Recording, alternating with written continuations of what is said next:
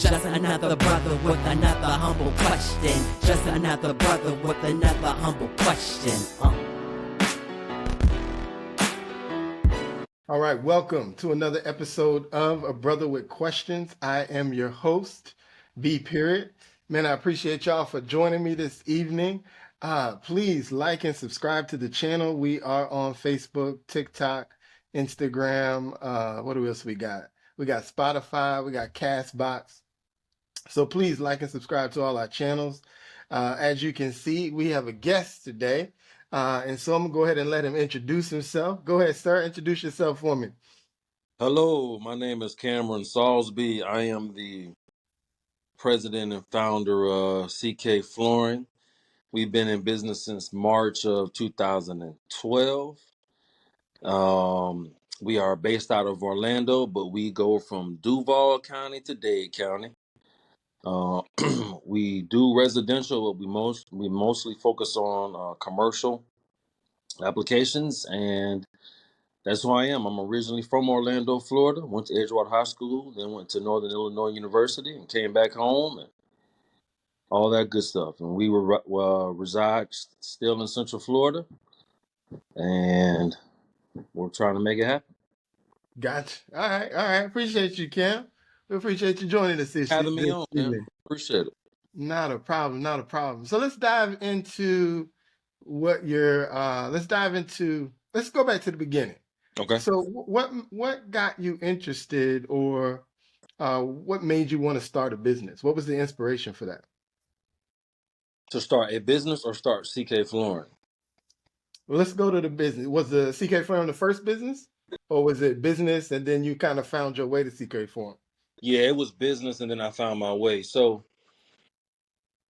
when I came home from Carolina, I did not know what I wanted to do. So I substitute taught for like 2 years. During that, I worked at New York Life, and I actually taught 1 year. I was a real teacher 1 year at Lee Middle School. I was a sixth grade math teacher for a year, and it was the worst school year of my life. I quickly knew that was not for me. So then I went and got a job in corporate America at Cisco Foods, and I was a marketing associate for them, basically a salesman for them. But what I was always, when I was working at New York Life, the entrepreneurial bug hit me because of some people that I knew that were involved in mortgages and real estate. And I actually bought my first home that I bought was, I think I was 22, and it was an investment home. So I was living with my parents, and I bought an investment home in Pine Hills, and I did good with that home. And at one point in time, when I was 29, about to be 30, I had 6 houses. I had 3 here, and I had 3 in Tampa. So I was doing that. The market kind of messed that up, so I got out of that. I started another flooring business while I was teaching 6th grade math with a friend of mine, and that business was called World Class Flooring. He was the flooring guy. I was just the business development guy. And then we did that in around 2001. We did it for about a year and a half. And then me and him weren't seeing eye to eye. And he was a really good friend of mine. So we decided to dissolve the business to save the friendship. And so that's what happened. And I went and worked for OUC then for like 7.5 years. And I got in trouble at OUC for the appearance of a conflict of interest. So they took like $25,000 out of my salary, all kind of different stuff. So I needed to find something at that time to supplement what I had lost. And I got a phone call from a cousin of mine who had done his floors when we were World Class Flooring. And he asked me, was I still doing flooring? And I hadn't done it in like 8 or 9 years. But then the light bulb went off and I was like, there it is. That's what's going to supplement my income. I called my former partner up. And he was like, man, I was actually thinking the same thing. And we formed CK Flooring officially in March of 2012. C stands for Cameron, and the K stood for Kevin. Okay. Okay. And so y'all still rocking together then? K now stands for Cameron's Kids.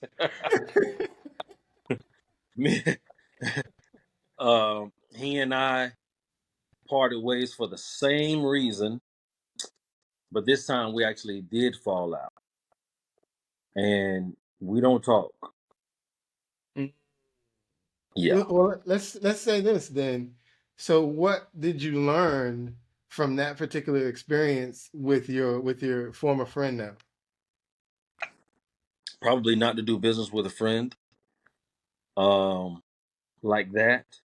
And if I do, so we just had a handshake deal. We were just friends. We didn't. There wasn't anything like written on paper as to what happens if this. What happens if we come have this type of situation happen, or anything like that. It was just okay. You're my friend. You're my dog. We're just gonna make it happen. Um, I would definitely put everything written out on paper, a contract, all that kind of stuff. That's what I would do. I learned that, but the number one thing is I probably wouldn't go into business with anybody else, like on a permanent basis. I'll partner up with some people on a project, but as far as bringing in a co-owner of my business, I probably won't do that again. Okay. All right. So Mm. it was the not putting everything on paper so that there were clearly defined roles, clearly defined what you own, what I own, and, Yeah, and okay. and also there was no mission statement, there was no vision statement, there was no like 5-year goal so that we could work backwards to know what we needed to do and how to confront certain situations. Um, I've learned now that there are like conflict resolution plans that people have in their businesses, and we never had any. We never had anything like that. Y'all was just running on friendship Well, I mean, and we not were a deal. doing we were actually doing the work. So I don't install floors. Like that's what the company does, but I don't. But at that time, when we first got started, I wasn't an installer. I was what we call a helper. He was the installer. I was the helper. So that's how we were doing. We were just out here hustling. Yeah, Okay. Okay. So we moved past. So how long before you guys fell out in the CK flooring? probably within the first 2 years. First 2 years. So I don't same even thing think as it got. I think it was barely even a year, maybe. same thing as before. It was real quick, and y'all was like, "Yeah, this ain't Yeah, gonna it was real quick, but it was a different situation. There was a misunderstanding. So I live in Orlando. He lived in Melbourne, and at the time I was still working at OUC, so I had a steady job, steady salary coming in, and I wasn't depending on flooring to pay my bills. He was a full-time floor installer, and he was doing it for himself in Melbourne. So what would happen is if I were to get a job here in Orlando, he would have to make time out of his schedule to come over here, do the work, and split the profit with me 50-50. Well, what that meant was he was actually probably losing money at that time at work in Melbourne. because he had work in Melbourne that he didn't have to split. So there were some times where he couldn't come over here to do the work, and I understood that, but at the same time I wanted to grow the business. So what I basically decided to do was, or what I told him, well, the beginning of the fracture was, listen, bro, this is what I'm going to do. I'm going to form my own business here, just like you have over there in Melbourne. And if you can't do it, then I'm going to go ahead and I'm going to take care of it under this business, under another business, which was called AAA Flooring. He didn't understand that. He didn't like it. And he didn't understand why I would do it. And he didn't understand that if I was going to do it, why would I bring him in at all? I could just do it by myself. That was his thought process. Mm-hmm. Um, so he didn't like that. There was another situation where he thought I was trying to go behind his back to do a project, and I wasn't. So there was a misunderstanding from that. And long story short, man, we don't talk now to this day, and it's unfortunate. Yeah, but that's kind of what happened. So that goes back to the paperwork, because had the Yeah, paperwork been established, then whatever questions he had would have been answered by the paperwork, and we would have abided by whatever the paperwork said, whether we kind of liked it or not, or if we wanted to dissolve it based on the paperwork, so be it. But at least the paperwork said we were doing this, this, and this. I get it. I get it. yeah. I mean, the paperwork probably would have been able to help it, but with the way the situation happened, I don't know if the paperwork would have rectified what the Everything. issue was. I got you. I got you. Yeah, Okay. So that's interesting. So at this point, you're doing CK flooring by yourself. right. And like you say, you don't do floors. Mm-mm. So how that's interesting. So how do you own a flooring business and you actually don't actually lay floors? So How what's does that actually work? on top of that, I was a full-time employee at OUC, and I got to I did double duty for a year and a half, OUC and CK flooring, and I was so bad of an OUC employee because I was doing nothing but CK flooring on OUC's dime. I mean, I'm in my cubicle at OUC downtown using their computers, using all of their resources to work on my business. I wasn't doing any OUC work. I was so bad. I would take the OUC pool car, and I was taking that car during the day and putting something fake on my calendar, taking their car and driving to Melbourne during the day to go measure some homes for my flooring business. And then I would come, and I wouldn't get back to maybe 6 p.m. I would park the car in my garage, in my house, in the garage, and just beat everybody to work the next the next morning. And I did it a lot.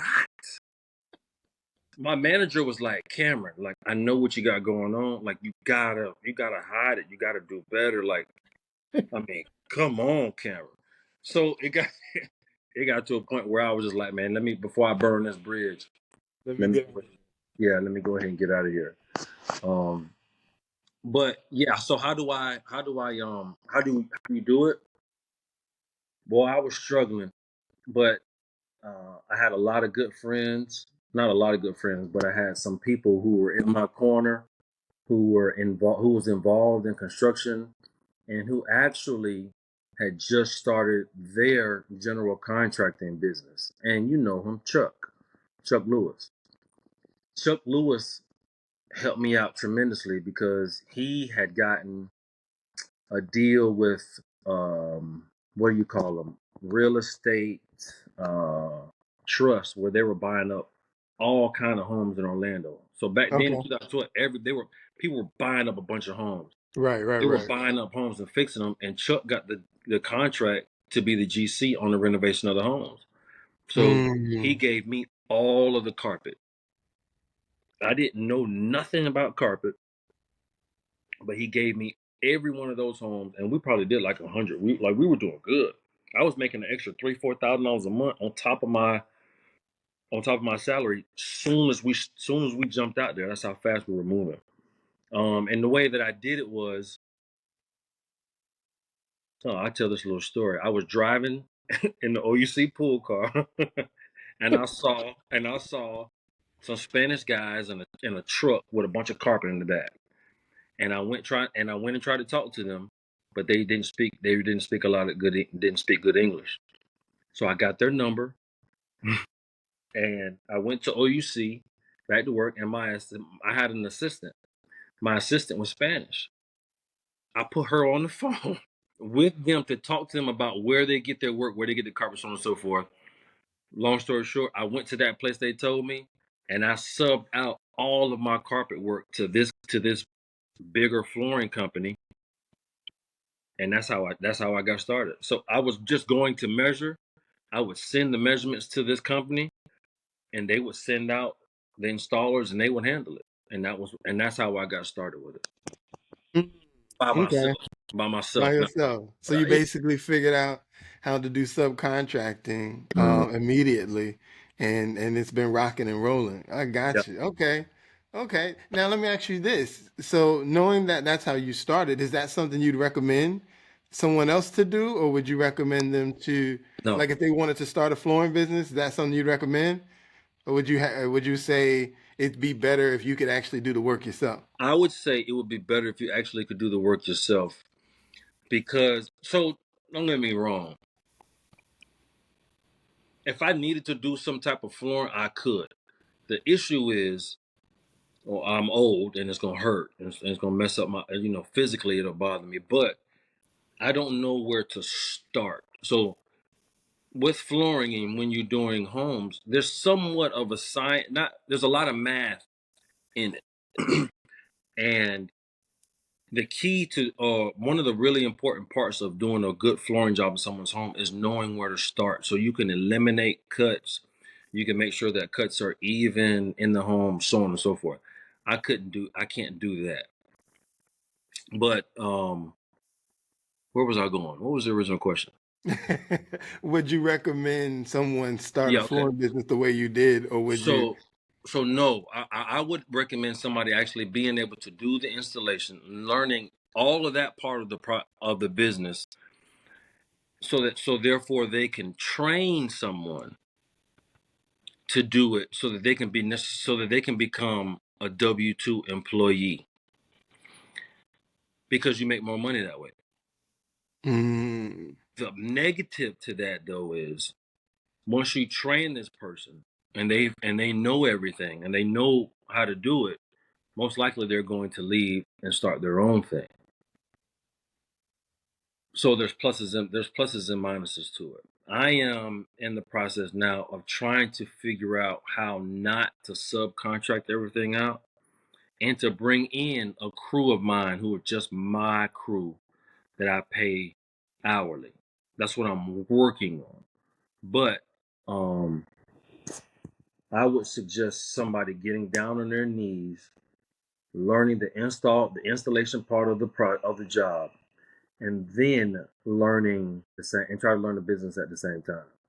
mm, Or I would be an apprentice for another larger company, learn the install game, and then I can pick up some of the business as well to where I feel as though so then I could possibly go out and do my own thing. And because I've been in the business, I know certain people, I've gained relationships, and I might be able to bring somebody on, you know, to do that. That would be what I would suggest. It's almost mm. like you got to start slow. Gotcha. Okay. Yeah. Now I want to roll back to something you said. You said you'd make more money if you were had W-2 employees. Now, why is that? Because I'm paying them as an employee as opposed to paying another business to get the job. So when I'm subcontracting my jobs, I'm subcontracting another business to do the job, and that business has employees. So the reason why they're able to do it because they have installers or helpers and who are helping them, and the business that I'm hiring, that I'm subbing to, most likely they're just installers.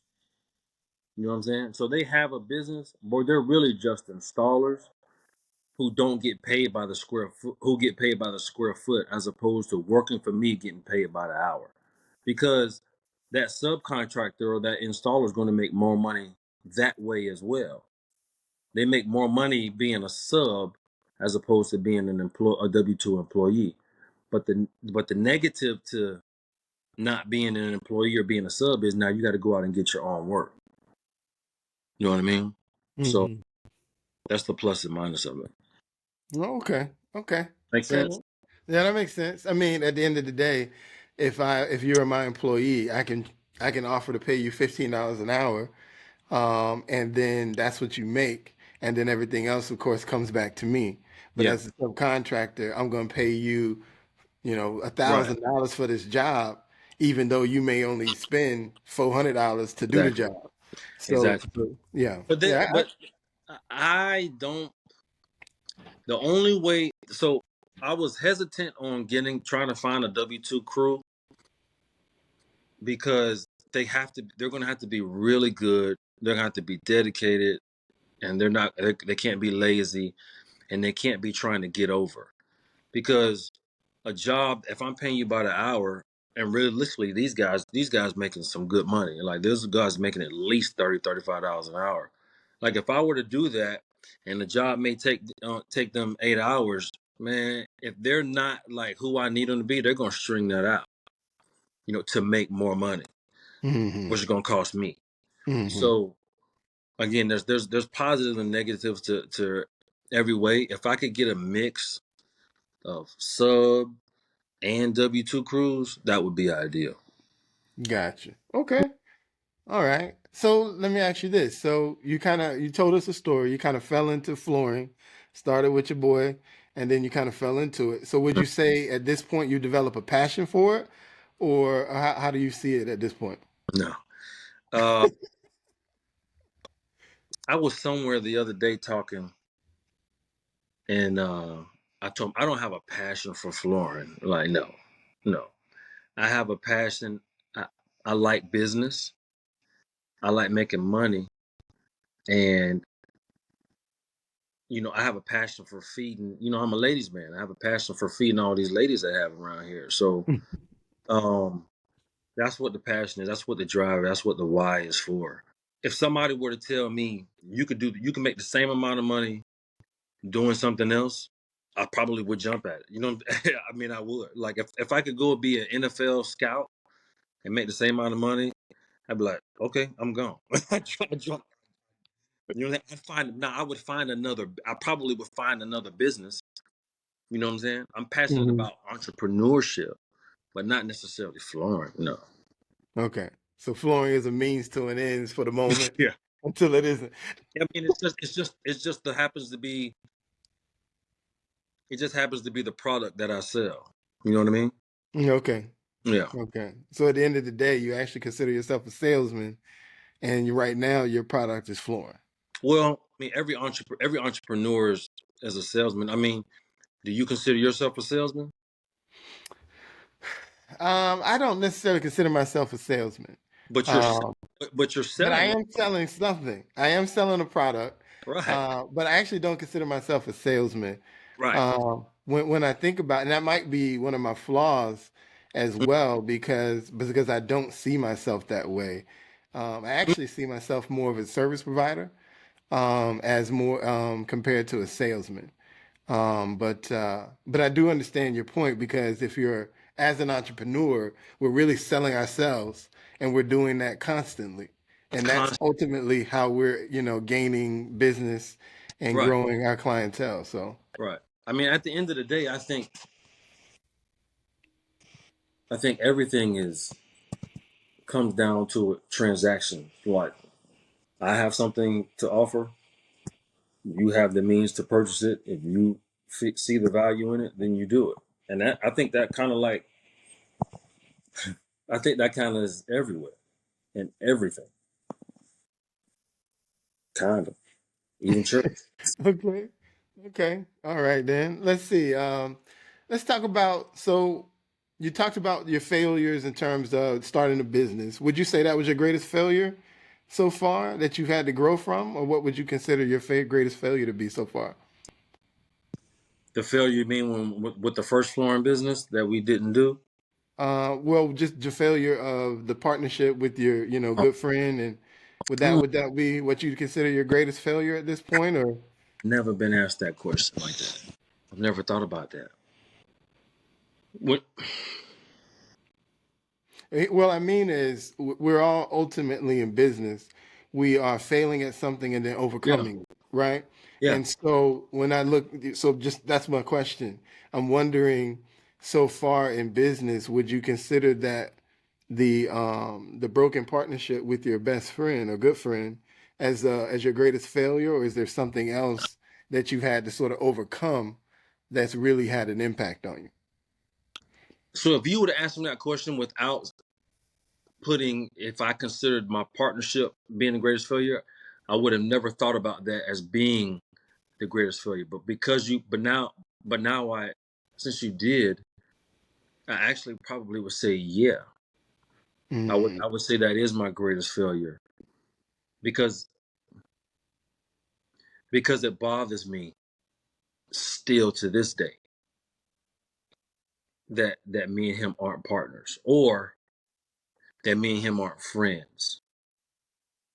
So I guess yeah, that would be. Now, if it was something else, like as far as just like business wise, man, I'm in the middle of a project right now that might be failing me, and it might cost me a bunch of money. So, uh,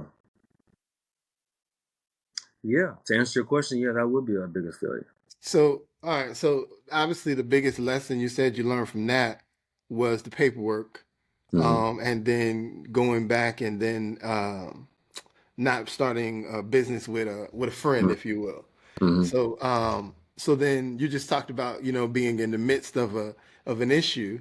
So, how do you see? Have you figured out how to overcome your current challenge, or is that still in the process because you're in the middle of it?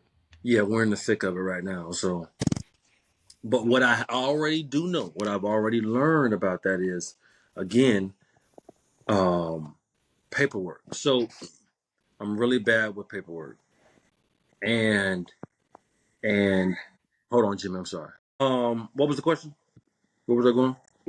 You were talking about you overcoming the challenge that you're experiencing right now, and one of your challenges being paperwork. Yeah, paperwork. Because so what happened? I'm on a job, and they kind of changed the parameters of the job as we started, and they told me that I could issue change orders, so on and so forth. But they needed me to go ahead and just get to doing it right then and there without any paperwork being established, anything being signed. So now they're fighting me about paying me my change orders, which equates to a good amount because there is no paperwork. Hmm. Yeah, so we're doing a project. The time crunch was really bad. Huh? The time crunch was really short, and they were kind of just we had to get it done. We had to get it done. They're rushing, and they didn't have time, according to what they say, to get contracts signed or change orders signed. They had to get it done right now. And what I've learned is, no, sir, it's not my fault that we're late because you're changing things. This is on you. If it costs extra, it's going to cost you. I'm not going to get caught holding the bag because of something that y'all messed up on. And that's kind of what I'm involved with. So Okay. getting down the paperwork and getting everything in writing all the time. Everything in writing. Okay. So paperwork. That paperwork keep coming back at you, bro. Yeah, it was all mine. Yeah. And like Is it you trusting people at their word? Is that the issue? You feel like if we're man to man, we're having this conversation, I can trust you at your word, so we'll work out the paperwork later, or is it? I mean that might be a part of it, but the part of the I'm not good at paperwork. I don't like paperwork. It's detail oriented, and I'm not a detail oriented type guy. I'm like 30,000 foot. I don't need to be bogged down in that type of stuff. Um, but I think the real thing is, just to be frank with you, man, I don't like conflict. So if I'm sitting right there at the job and I'm here to do the job, and then they say, "Hey, Cameron, I need you to go and I need you to do this," and it's not part of my contract, I don't want to have to argue with them and say, "No, I'm not doing it because I don't have a contract. I don't know if you're going to pay me. I don't I don't trust you." I don't like that. It's a flaw that I have. So I will take your word for it and get it done to avoid the conflict at that moment. Mm, Yeah, man, I'm soft, man. It's just I don't. Yeah, okay. Now you mentioned school, so I know that you were a football player. So now that seems contradictory that a guy, because I believe you played D line too, right? Linebacker. Linebacker. So you played linebacker, so that's an aggressive position. So where do you think your challenge in conflict management comes from, or conflict resolution? Because it seems like on the field, it's your job to create conflict, Right. if you will, between yourself and Right. the wide receiver, the running back, whoever you're chasing down in those moments. And then football in itself is just an aggressive sport. Right. So where do you think that challenge comes from? A lot of times you'll hear people say, "Man, when I get out on the football field, man, and I cross those lines, I just become a different person." And that's kind of how I've always kind of been a laid back type of cat. You know, wasn't in many fights coming up. You know, just because I don't know. I like to argue. I like to debate. But when it comes to something like serious like that, and people's feelings can get hurt, or I don't know. I just shy away from it for some reason. When it comes to that, and on the football field is a different thing, but for some reason I'm like that.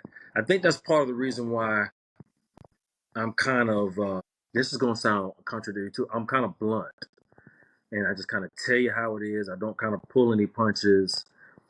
Um, but I think part of the reason for that is because I appreciate when people are like that with me, because I don't want any gray areas. I want it to be black and white, and because most of the time it's not, I'll just hope for the best. And a lot of times I get burnt because I avoid the conflict because it's not written out, it's not spelled out. It goes back to that paperwork type thing. Yeah, I Yeah, guess. yeah. And in business, that's one of the things that I think we learn, especially, because I started my business too. The only real paperwork was the LLC, right? And Mm-hmm. so there, beyond that, we had to put some stuff on the LLC, but there's no real paperwork. And then like I didn't start it with a friend, but I started with a brother, and so it's the same challenge, and so you kind of have that unspoken battle of who's supposed to be doing this and who's supposed to be doing that, or if it falls through, well, whose fault was it that it fell through, or and then because you're family, now you Mm-hmm. still got to figure out how to move forward, even though it can be frustrating at times. And so it's the same vision when it comes in terms of paperwork. Yeah. If we had more defined roles on paper, it'd be easy to navigate where responsibility lies and where failures lie, and then to be able to address it to then solve those problems. Yeah. I think I think a thing that I also struggle with is, like, if I had a partnership or somebody and I'm working with somebody on a project, if something goes wrong, I don't necessarily like to place blame. And maybe that comes from me always playing team sports.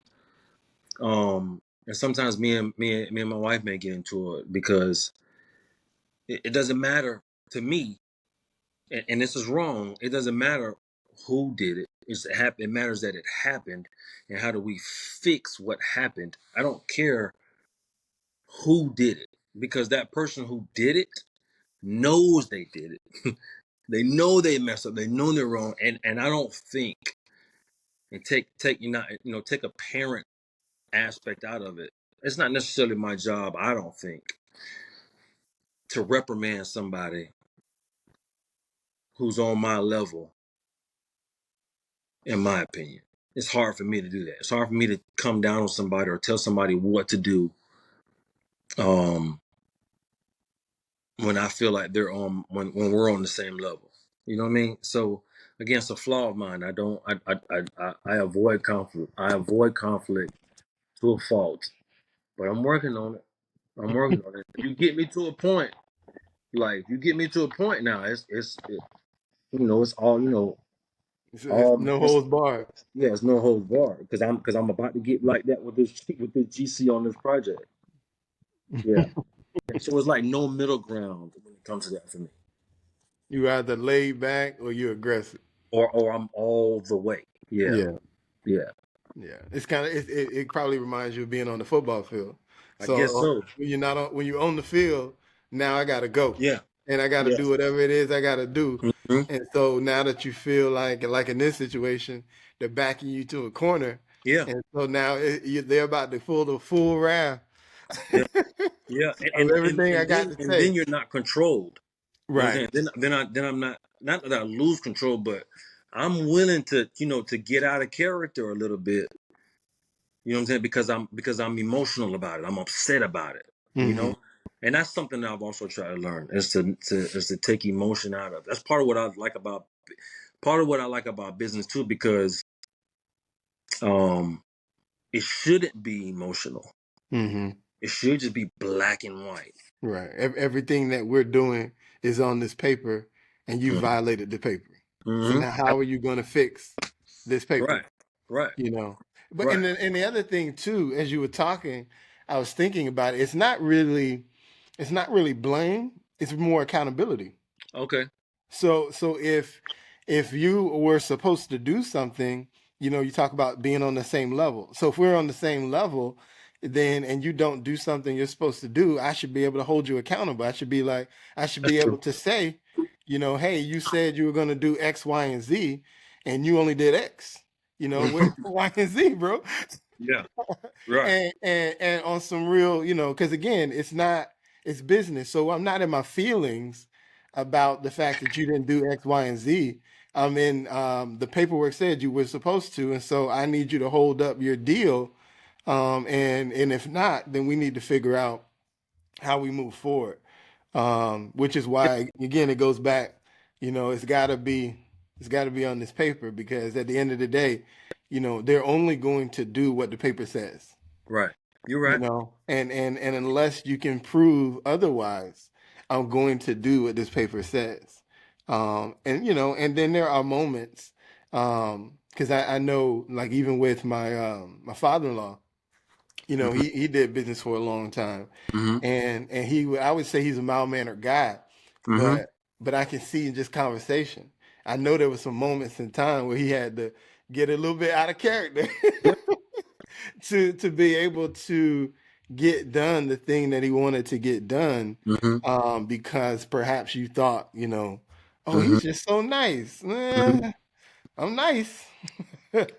Yeah. But Yeah. I think when people try to take advantage of somebody being nice, or kind of like, don't take my kindness or my niceness for weakness. hmm And then that's when I may get out of character because you're not going to take advantage. Yeah, I'm cool and I'm nice and I'm laid back and I'm chill, but you're not going to take advantage of me because I got people here that I'm responsible for. hmm Okay? So, yeah, yeah, okay, all right. So lessons learned. So you're about 11 years in at this point, right? yeah. I mean, I consider. So I went full time October. So we started in March of 12. I went full time in October of 13. So, oh my, I think on the 27th it'll be. I think October 20th. I always forget this. I think October 27th it'll be like my 10-year anniversary of being full time. Okay, all right. Congratulations, brother. That's Yeah, 3 days away. yeah. I always forget it. I completely forgot my the official March of 12 was the official start. I completely forgot that I even hit the anniversary of 11 years in March. Mm. Forgot about it. Yeah. Oh, okay. So let's talk about. So you've been going for 10 years full time. So Mhm. what are some of the, um, I guess, connections, networking that you've done to help sort of sustain yourself for 10 years? Um. Well, I tell you what, relationships is the key to it all. Me being a Kappa has really helped out a lot. Not gonna lie. No. I'm a member of the African American Chamber of Commerce, and they've helped a lot. And I was really involved with them at one point in time, really going to different things, going to networking functions. And that has sustained me. I used to market a lot on social media. I used to do that a lot, but I don't really do that too much anymore. So I haven't really been doing a lot of marketing or business development too tough. Um, in the last couple of years, because I just been grinding, like in the thick of the business. I have been working in the business much more so than working on the business. Mm. Um, and so because of that, and because of being from Orlando and knowing a lot of people, the word of mouth kind of spread out there on its own, kind of organically. And so I get phone calls like all the time for different projects, with people want to get work Mm. done. I always have on something CK, I got the truck and I'm always all over the city. So that's the type of stuff. My relationships with, like I said, Kappa, I have gotten relationships with Orange County, relationship with the city of Orlando. Commissioner Regina Hill helped me out. And so I met Regina Hill on a flooring project before she was the commissioner. She's helped me out. Church has helped me out. Bishop McCrae's helped me out a lot. Just talking. When we first started, man, I was telling anybody and everybody that, I'm doing flooring, that I'm doing flooring. When I left OUC, my last day at OUC, we had like a little going away party for me. But before I left the building downtown, I had a business card and flyers made, and I placed a business card and flyer on every single desk in that entire building before I left. Now they didn't like that. I sure got a nasty phone call about it, but I was telling everybody. I was telling everybody, sending out group text messages, posting about it all the time. I'm like corny posts. Hated doing it, but it got to a point where organically it just started to spread. And I think when people see me now, they automatically think flooring. Like a lot of people just call me CK. Mm. So I just think over the years, networking, going to different functions, and always having CK stuff on, I just kind of think that's been able to sustain me, keep me Mm. going. Yeah. So you're talking about, obviously you're talking about branding. Mm-hmm. So was that, so I guess initially that was certainly on purpose, right? Yes. So has that been, was that something you thought about, or that's just something you said, I got to figure this out, and so I just started doing it, even though I wasn't necessarily thinking about the fact that I was branding myself? No, it was done on purpose. It was done on purpose. Yeah, it was done on purpose. I always thought, like when I first got started, I wanted to have everything be like CK, CK Flooring. I wanted to inundate everybody that I came in touch with CK Flooring, so when they thought about getting flooring done, they thought about me. I learned that process from. I dabbled in. I didn't just real estate invest in real estate. I was a realtor at one point in time, so and I learned a process that they call referrals by design, where in the process and the meaning behind it, or the goal behind it, was when everybody had the thought of real estate or selling a home, my name was associated with that. And so that was what the goal was. That was what I was trying to do. Hmm. You So call it realty by design, you say? it was referrals by design. Referrals by design. Okay. Hmm. And that was the philosophy. So I've always had mentality of always, branding CK flooring, always. That was always done on purpose. Okay. All Yeah. right. That's good. Yeah, I need to work on that too myself. I met with Michelle Bellamy. I got with Michelle Bellamy, and I was getting ready to start um like a CK flooring like clothing line just Mm. for the visibility, or have like slogans. I remember one time I was gonna do I was gonna have a shirt, and it was gonna be a hashtag. It's gonna be called CK Sharp, and it was just to get the CK name out there. As soon as people thought, even though that wouldn't have been made people think of flooring, you knew the CK is what I wanted to jump out. Okay. Yeah, it's always been the plan. Okay. Okay. So, to kind of piggyback on something you told me earlier, you did real estate. You still do real estate, or you gotten completely out of real estate at this point? Yeah, I'm completely out of it. I Okay. mean, I bought a house. We bought a house a month and a half ago. We live in the house, and we don't ever plan on leaving. But we bought the house probably a year before we had planned to buy. And the reason why was because of my real estate background, entrepreneurship. The deal was so good. I was like, man, I'm just gonna bite this. We're gonna bite this bullet now. So I feel like I'm a real estate investor again, even though I'm living in the house that I invested in. Does that make sense? You're still on the hunt for a good deal, but this time you're just looking for yourself. You know what? Yeah, and I wouldn't call myself a real estate investor, but if something came into my lap, oh, I'd jump on it and I'd do it. Absolutely. Yeah. Okay. I still want to. Okay. Okay. I So don't want to you be a landlord.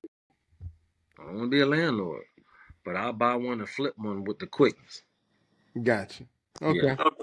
Okay. All right. Then let's So one of the other things that I know we've had conversations about is obviously politics, and I know that you have some passions related to that. So let me. The first question I'll ask is, how do you identify yourself politically? I'm an independent. An independent. Okay, I got you. Mhm. So would you say that you've always been independent? No. I've been a Democrat. I mean, I guess you would say I've been a Democrat, most of my adult life. And that's because that's what my parents are. That's everybody that I knew grew up with. That's what they were, and that's what black people are. So yeah, I haven't always been an independent. I mean, just recently I kind of you know feel confident enough to say that I'm not a Democrat. you know, Challenge, ain't it, Rose? for real. It's a challenge. People be looking at you like you're a Democrat. And what are you? You can't be a Republican. Yeah, man, for real. But when you start, so when people ask you why, and then you start to explain to them, they be like, you know what, I feel the same way. It's funny. I think there's more black people when you talk about conversation and when you talk about individual topics. We pretty much, I think very consistently the same way, but we don't tend to necessarily vote based on what we believe. We vote based on a perception of some party as opposed to fundamentally what we believe. Now, So how crazy is that? To I don't know. because we're voting by ourselves. Nobody knows, Nobody knows. but Nobody knows. yet we'll get in that booth and vote against our own interests. Well, and now some would argue, right, just to play devil's advocate. That's Some people argue that we're not voting against our own interests, right? Because at least what they tell us that we're supposed to be concerned about, right? We're supposed to be concerned about social justice. We're supposed to be concerned about police reform. We're supposed to be concerned about, excuse me, prison reform. We're supposed to be concerned about systemic racism. Mm-hmm. Well, we live in Florida, so we're supposed to be concerned about people not wanting us to learn our Black history. So, it's like, so these are the issues that we're supposed to have fundamental to us. And in theory, right, they argue that, there's only one party who cares about these issues. Right. And so that's why we're supposed to vote with them. But the Right. challenge that I always have to that is I say, why is it that we're supposed to be so concerned about those issues? Mhm. And I argue that because when it comes to, opportunity, one of the things about America is it's the land of opportunity, right? So let's take away Black people for a moment, right? You Mhm. have millions of people who cross from Mexico, and not necessarily all from Mexico, right? They're from somewhere from Venezuela, they're from Ecuador, they're from Mhm. Guatemala. So you got all these, Hispanic individuals related or whatever you want to call it, that are crossing the border. We have the Chinese coming over. Now I guess maybe they're doing it legally or whatever, but that's not the point, right? Right. They're coming over here for opportunity. We have Africans coming over here for opportunity. And so everybody's coming here for opportunity. But here we are, born here, raised here. Yes, we've had a history that is, troubled, but we've been here, and Mhm. we've got everybody else coming in for opportunity, and we're here and we're arguing we don't have opportunity. And so for me, one of the questions I've been having as I, last 10, 15 years is that doesn't make sense to me. How is it that everybody not born here sees here as an opportunity, but then the people who've been born here and been here for hundreds of years are going, there's no opportunity? It don't make sense. Something's not adding up. Well, I think the adage when people say, "Man, I didn't know that we were poor until I went off somewhere and realized that everybody doesn't live like this." Mm-hmm. Mm-hmm. So it's all relative. We think that we don't have as many opportunities as somebody else because we come from an American lens. And America, regardless of its flaws, it's the greatest country in the world in terms of opportunity, like you said. But we don't recognize that or realize it because we are accustomed to it. We were raised in that. But somebody coming from Ecuador, Venezuela, Mexico, or like Jamaica, where there's no welfare, social programs at all, they look at what we deal with as having been oppressed. They look at that as opportunity because they've seen the other side. They know that there's worse situations than what we face here in America. But we're not privy to that because we've never been there. You see what I'm saying? Mm-hmm. That makes sense? Yeah, that makes sense. Somebody from Jamaica. I remember having a conversation with I think Brian Pope's wife. And she said something like she didn't necessarily feel sorry for people on welfare. I don't. That's not exactly what she said, but it was something along those lines. She was like, because in Jamaica, there isn't any welfare social programs. And so when I started to think about that, I was like, oh, well, you know what? Her mentality is completely different because of how she was raised and what she saw than what I would be. So that would be why I say we as Black people would say, man, we don't have the same opportunities because that's all we know. That's all we Mm-hmm. because there is systemic oppression in America. I mean, it's there. And I think it's more directed towards us, African Americans, than it is to anybody else. But it's there. You don't think so? Well, first of all, I say black people, but I don't do the African American thing. Oh, black people. Okay, black people. Yeah, that's fine. That's fine. Black But people. when it comes But I was to trying. But I was trying to delineate between the old Sammy Sosa, David Ortiz, Spanish guys that look just like us. right. You know what I'm saying? Yeah, I got you. So what I would say, you say is do I think it's systemic oppression? So I would argue that if I was if I was in my 30s and 40s in the 1950s, I think I would have a great argument for systemic oppression. Okay. But being in 2020, I don't feel like anyway. And what I mean by that is I think there is so much opportunity that the number of times you would actually experience systemic oppression, if you will, is maybe 10% of the 90% of your life. Does that make sense? So Are you, I agree. I agree that there might be areas where systemic oppression exists, but I think if you are charging for it and great at what you do, whatever that is, right? There are opportunities that would allow you to over not be affected by whatever system of oppression exists.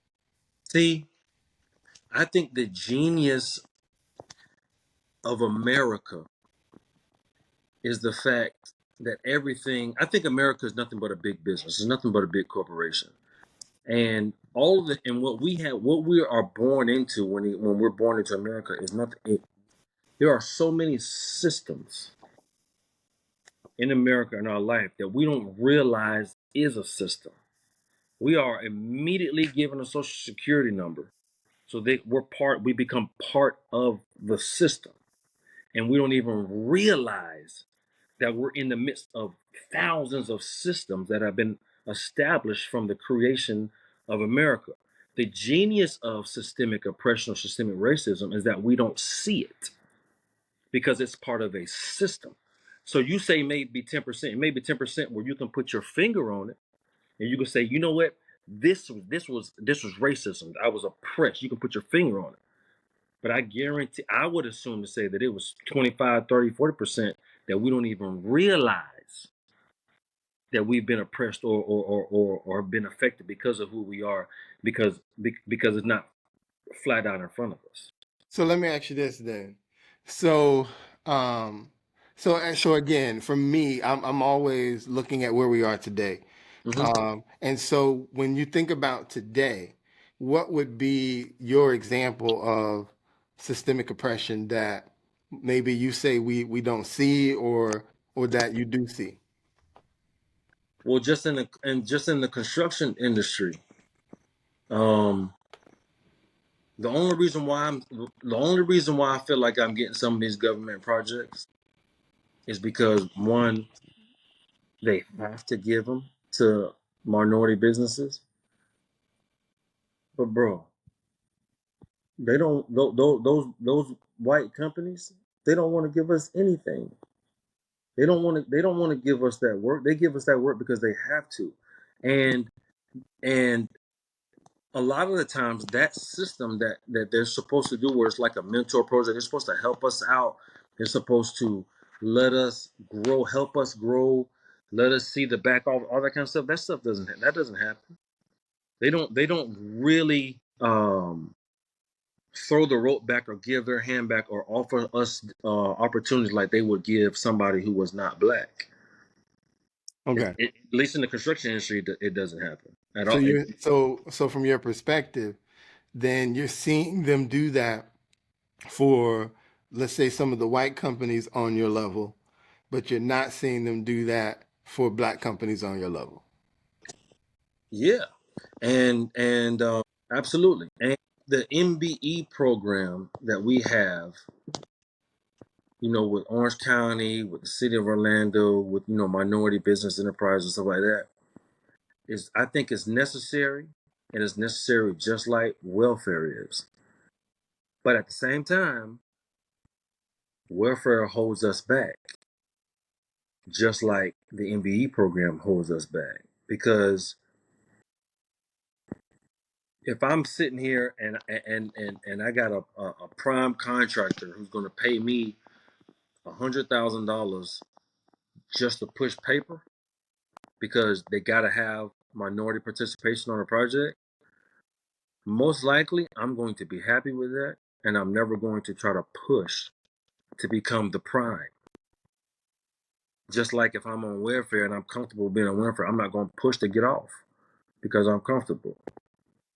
It's almost like, lack of a better term, I'm on the tit, and and I'm gonna stay there as long as I have to, as long as I can. So it's almost like uh, they're almost enabling me to not be as good as I should be because they're just giving me enough to keep me happy. Mm. That is Now, I believe that is systemic. I believe that's the system. Now, um, at the same time, I don't know if we would ever be able to become a prime. Not so like go. not on the same level playing field as all the rest of these white businesses. So when I think about that, so here's my question.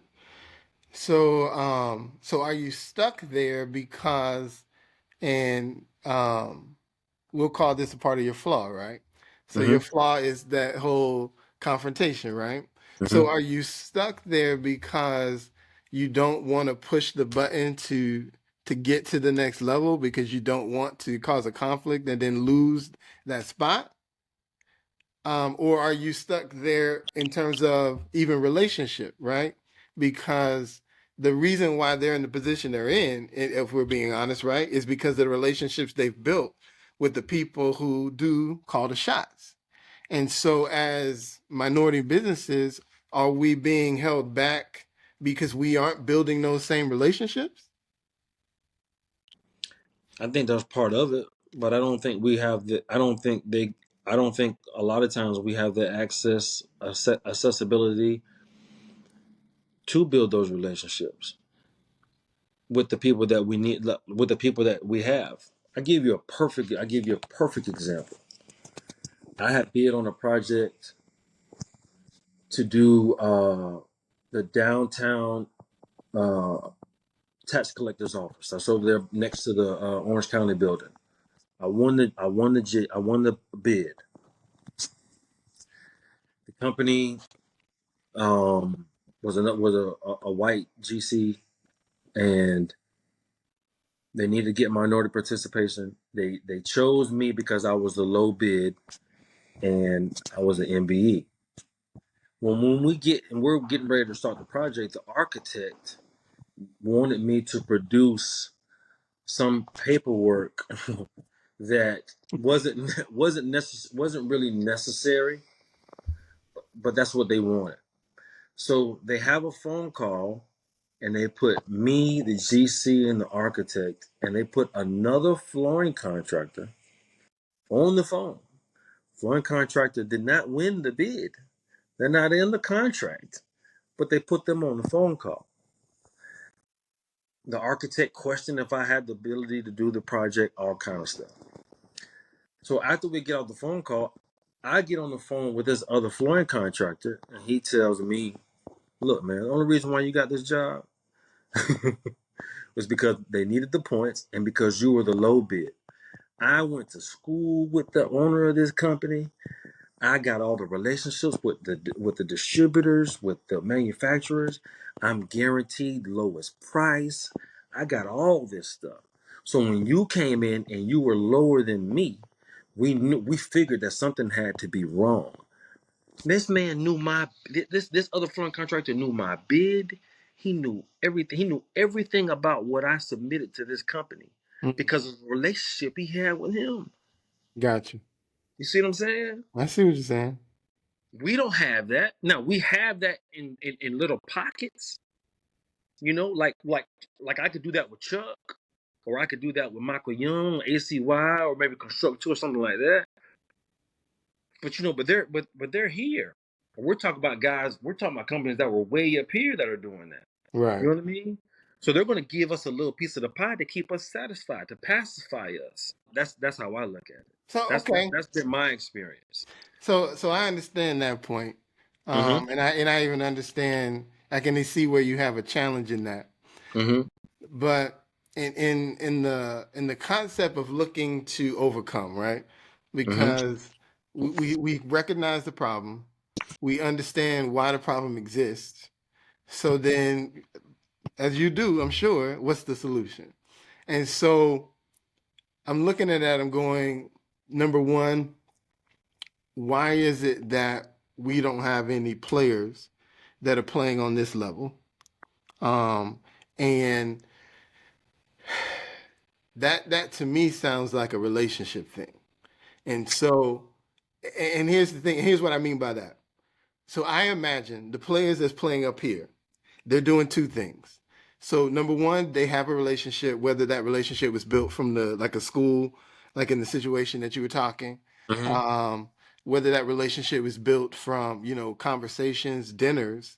But I bet you the second tier of that relationship is also in campaign financing.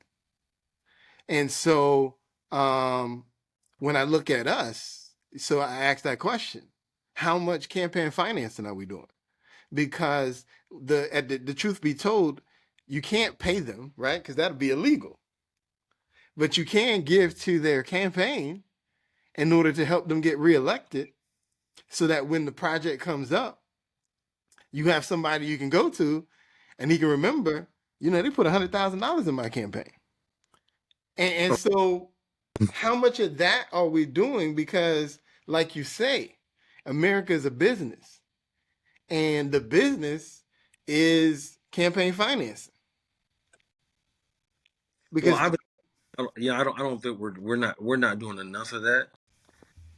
Obviously, I mean, I don't think I've ever contributed to anybody's campaign, or CK Florin for that matter, or me. I just kind of learned. I remember Bishop McCrae said something about, "Man, you need to put $1,000 in Bakari Burns' campaign." He told me that several years ago.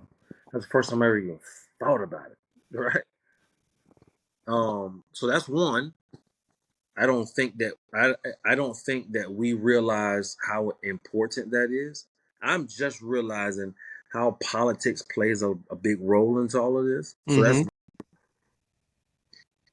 that's one reason why I don't think we do it. Two, I think a lot of us are in survival mode. Like mm-hmm. if you're contributing to a political campaign, you're not in survival mode. You're thriving. And a lot of us, Either that or you're thinking ahead. yeah, or you're thinking ahead, but you have to have the ability to do it too. Mm-hmm. I don't think we think of that. But like I said, America is a business. It's nothing but a big business, in particular, white men, right? I think that me and you agree a lot on the end result in our politics, but we come from different routes.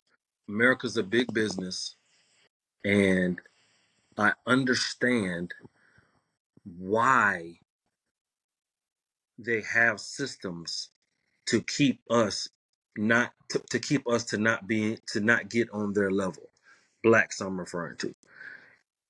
I understand why they do it. And if I was in their situation, I would do it. So Hold on, before you do that. So give me the reason why you think they want to keep us in a particular position. because they're afraid of us. Hmm. I think like I could go down a rabbit hole just to as to why they're afraid of us, and but why they also know that we can't ever do it. That could go back to slavery, all that kind of stuff.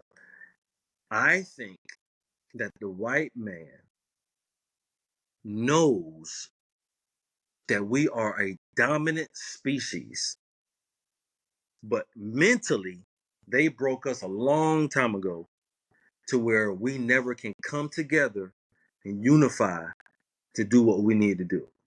Like I'm big on using black business. So the reason why I am independent, leaning right, is because, bro, we've had these social issues forever, and we always will have them, and we should always have them. If you come from America, if Wakanda was a real place, Jimmy, would we allow somebody from the outside, like the colonizers, will we allow them to come in and get on our level in the country that we built and that we established? No, Okay. no. We would enact laws, systems, and policies to make sure that we stay on top. That's what they're supposed to do. So us, as a man, the only way that we can combat that or do, for, in my opinion, the best that we can do for ourselves is to get as much money as we can and work together for ourselves. We never will, but the only way for for me to sit here and fight about the, like you said, all the stuff that you named at the beginning. At the end of the day, how is that going to be? At the end of the day, that's going to make me feel good. It's warm and fuzzy, but at the end of the day, That's not affecting my what I'm doing for my family. Right, You know right, what I right, mean? right. We've It been doesn't dealing put with this any money in your forever. pocket. It don't put Yeah, no I money in mean, your pocket. and the only way to affect us, the only way to affect America and make change is through money. It's through economics. That's the only way you affect them. It's Hmm. through economics. So, Nothing else. so we agree that economics is the key, right? Mm-hmm. And so my challenge is, so I'm done worrying about the concept of somebody trying to keep me down. Okay, Okay. I'm over that. Okay. and I agree so with that. I'm over it too. and I still think it happens though, but I'm over it too. I get you. Okay. and so from that perspective, I'm just looking at what are the solutions to what we look at as our problems, and so all of it goes back to economics. And so I think one of the challenges that we have, and one of the reasons why we feel the way we do, is because we currently fail to go in the positions, the places, the jobs, the fields where the money is. Right? We tend to go into places where we feel comfortable and safe. So everybody begins their life thinking, I'm going to be a professional athlete, because it's comfortable and safe. The reality is you could be so much more, right? Than being a professional athlete. That's the Mm-hmm. reality. But it's comfortable and safe because 70% of the league is black. Mm-hmm. So it's comfortable and safe. Whereas the truth is, though, there's way more people making good money in the sciences and STEM than there are professional athletes. But systemically now, especially, we're having trouble with our kids being able to read and do math. And so that's putting a barrier to being able to get into those STEMs. So what I'm getting at is, it's not that I don't believe the system is holding us back. I believe as a people, we aren't moving into the places where we can affect and have and see the change that we're looking for. Because let's just say we have a generation of kids that go to college and 50% of them become doctors, lawyers, engineers, or something in the STEM program. That means we're going to have 50% of black students age 21 and above that for the next 50 years are going to have high five to mid six salaries. That's Mm-hmm. that's without ever being an entrepreneur. Financially, they're going to be at the same place most entrepreneurs are. The average entrepreneur, if he's really successful, makes high fives, six figures, Mm-hmm. right? So, but they're doing that at 21 with a 5, 6 year degree, 8 year degree. I, Mm-hmm. I, I think that is where we transition the community. And then with that, the other thing, right? Going back to what you were doing at 22, right? real estate investing. Mm-hmm. You know, we're not in real estate, not to the level. Most of us are just trying to buy our own house. Most of Mm-hmm. us aren't trying to own property. Mm-hmm. When the second problem we have, most of us are afraid of the market, stock market. Mm-hmm. And so when we look at this country, everybody that we look at that has money, especially white people, their money's in real estate, their money's in the market, Mm-hmm. or you know, they've been successful at a business, or you know, that second generation who came into the money, they went out and they got a job as a doctor, a lawyer, an engineer, and so you know they kind of continue from there, and that's where I think we're failing. I don't think the systems are knocking us down anymore. You know, I think in 2023, any kid who's willing to go to school, become a lawyer, can be a lawyer. Any kid that's willing to, you know, do the work to become a doctor can be a doctor. I don't think those barriers are there. Even in business, I think in business it may take the maybe it takes the white guy 5 years to get to the same place we get in 10. Mm-hmm. You know, but I think we still get there. And then if we make different moves along the way, maybe we get there faster than 10 years. But, and then, you know, we get back to those relationships. Because I think everything that you're talking about and the struggles that you're having, or seeing in the construction industry, I honestly believe, and maybe I'm wrong, and maybe I'm a little naive, Mm-hmm. but I truly believe that a lot of that comes from relationships. And then to me, at the end of the day, I don't care if they're Democrat or Republican. As far as I'm concerned, every politician is about their survival and their power. And their survival and power comes from being in the office or in growing and gaining in offices. Because when you look at, you know, some of our most successful black politicians, they start on the low level and then after that, they're pushing them up to the next level. It's power, right? Right. I mean, locally, from what I'm hearing, like Demings, he's on his way trying to. He's got one more year. I mean, he has to finish out this term, and then he can't be the mayor anymore. You Right. know, and so I'm hearing he's moving up to the next level, which ain't mayor. so, it's power, and how do you get power? You get power from having campaign donations. You know, when we're about to go into the presidential cycle, Mm-hmm. there's going to be upwards of, I bet, anywhere from $3 to $4 billion spent to elect a president. Mm-hmm. You know what I mean? Mm-hmm. How much of that 3 or 4 billion is coming from black people? Hardly any of it. And that's the problem. Because power is not gained from emotions. Because, come on, man, everybody got emotions. You crying one day, and the next day I get in the office and you ain't crying no more, and I ain't crying no more. But I'm talking to the people who gave me $100,000, though. You know, depending on my level, right? If I'm the president, the $100,000 ain't moving me, right?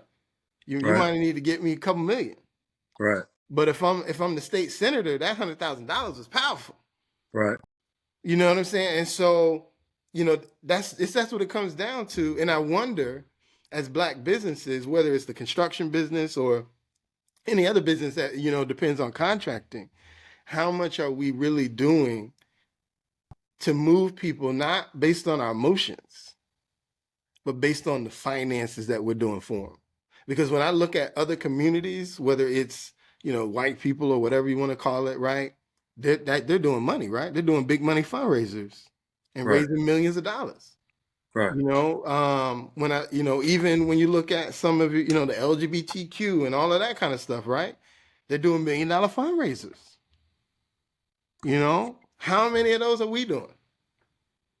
And how many of us are doing it not for the clout, but doing it for the power? I don't think we as black people, just like I said about me, understand the role or how important that is. I don't think they can put two and two together. I think part of the reason why, like I said, is because, man, I'm just trying to, pay my light bill. I hear you. Like a lot of this stuff, I have, because I'm in business for myself and because I've been exposed to different things, that has begun to change how I see things and how I look at things. I didn't grow up poor. I didn't. We were straight. We were good. And so I think that has allowed me certain freedoms that a lot of black people don't get, certain liberties that a regular black person may not get, not regular, but another black person may not get because they're not, you know, like I said, struggling, trying to survive. So once we become exposed to different things and our horizons are broadened, then we can begin to start seeing things in a different light. But if we can't get to that point, we're always going to be very narrow-minded and only concerned about today and then today And and then tomorrow. right. It'll never be looking way out in the future, to say, man, if I'm able to do that in 5 years from now, I'll be able to accomplish that. And then, I think we're so far behind the eight ball. I don't know if we'll ever get there, but I attribute a lot of that to us, but I also attribute a lot of that to the systems that are in place in America. I mean, I do. I mean, I just do. Like, I'm not too concerned about social stuff. Like, I don't know, man. It's hard for me to sit here and think that if I were to give Marco Rubio $250,000 and my counterpart, who is white, even though Marco Rubio isn't white, a $250,000, and he's gonna make sure that he takes care of that person before he takes care of me. You You feel know what I mean? like you feel like that's what would happen, or that's what you'd be worried about. I think that's what would happen. I think in those situations, obviously nothing is guaranteed, but um, but I think you have more of a window of opportunity when you do, is what I would say. Well, yeah, yeah. I mean, Because now, here's the thing, right? There was a documentary I watched a couple years ago on HBO, and one of the things that they talked about in the documentary is it broke down based on your position in Congress, how much they expected you to be able to raise towards your particular party based on your position in Congress. mm-hmm. And so, and then what it showed is that it went so deep that you would put on certain committees based on your ability to raise money as well. And so everything came down to, and that didn't matter if the Democrats were in control, the same responsibilities were there, right? If the Mm-hmm. Republicans were in control, same responsibilities. And so for me, when I saw that, it just opened my eyes to, this thing is a money game. This game is not about, your feelings will move people, and because they know, if they go police reform, and yeah, we're going to champion police reform, right? Right, They understand there's a certain group of people that are going to jump on board and support them simply because they said police reform. right, But that was an emotional thing, because right, most of them people, they didn't contribute, right, $1 here or $2 there. right. you know so, but Mm-hmm. what are they actually doing? What are they voting for? Most of them are voting for the things that help raise money for them. And so, one of the visions I had is, as black people, we're so about politics ain't for us, but what would happen if we had $1 billion PAC? And what would happen if we started funneling millions of dollars to candidates, Democrat, Republican, Independent, whatever, because at the end of the day, you got to work this thing from both sides. So to really move the needle, Right. but So what would happen if we really focused in on putting money where our mouth is, and for lack of a better word, crying on camera every time something happened? You Right. know, because again, I get it. Emotions are run high, but this money runs on, this country runs on money. Money runs the world. Yeah. Yeah, Um, money runs the world. And so when, the question I always have for us as black people is, when are we going to stop talking? And when are we going to put money behind the things that we want to support, and not get caught up in the not get caught up in the letter, the D, the R, the I, but get caught up in, listen, we just put $2 million in your campaign. Now what we you can put 2 more million there, or we can put 2 million over here. Let's right? talk. And I think those are the conversation to get us better contracts, right?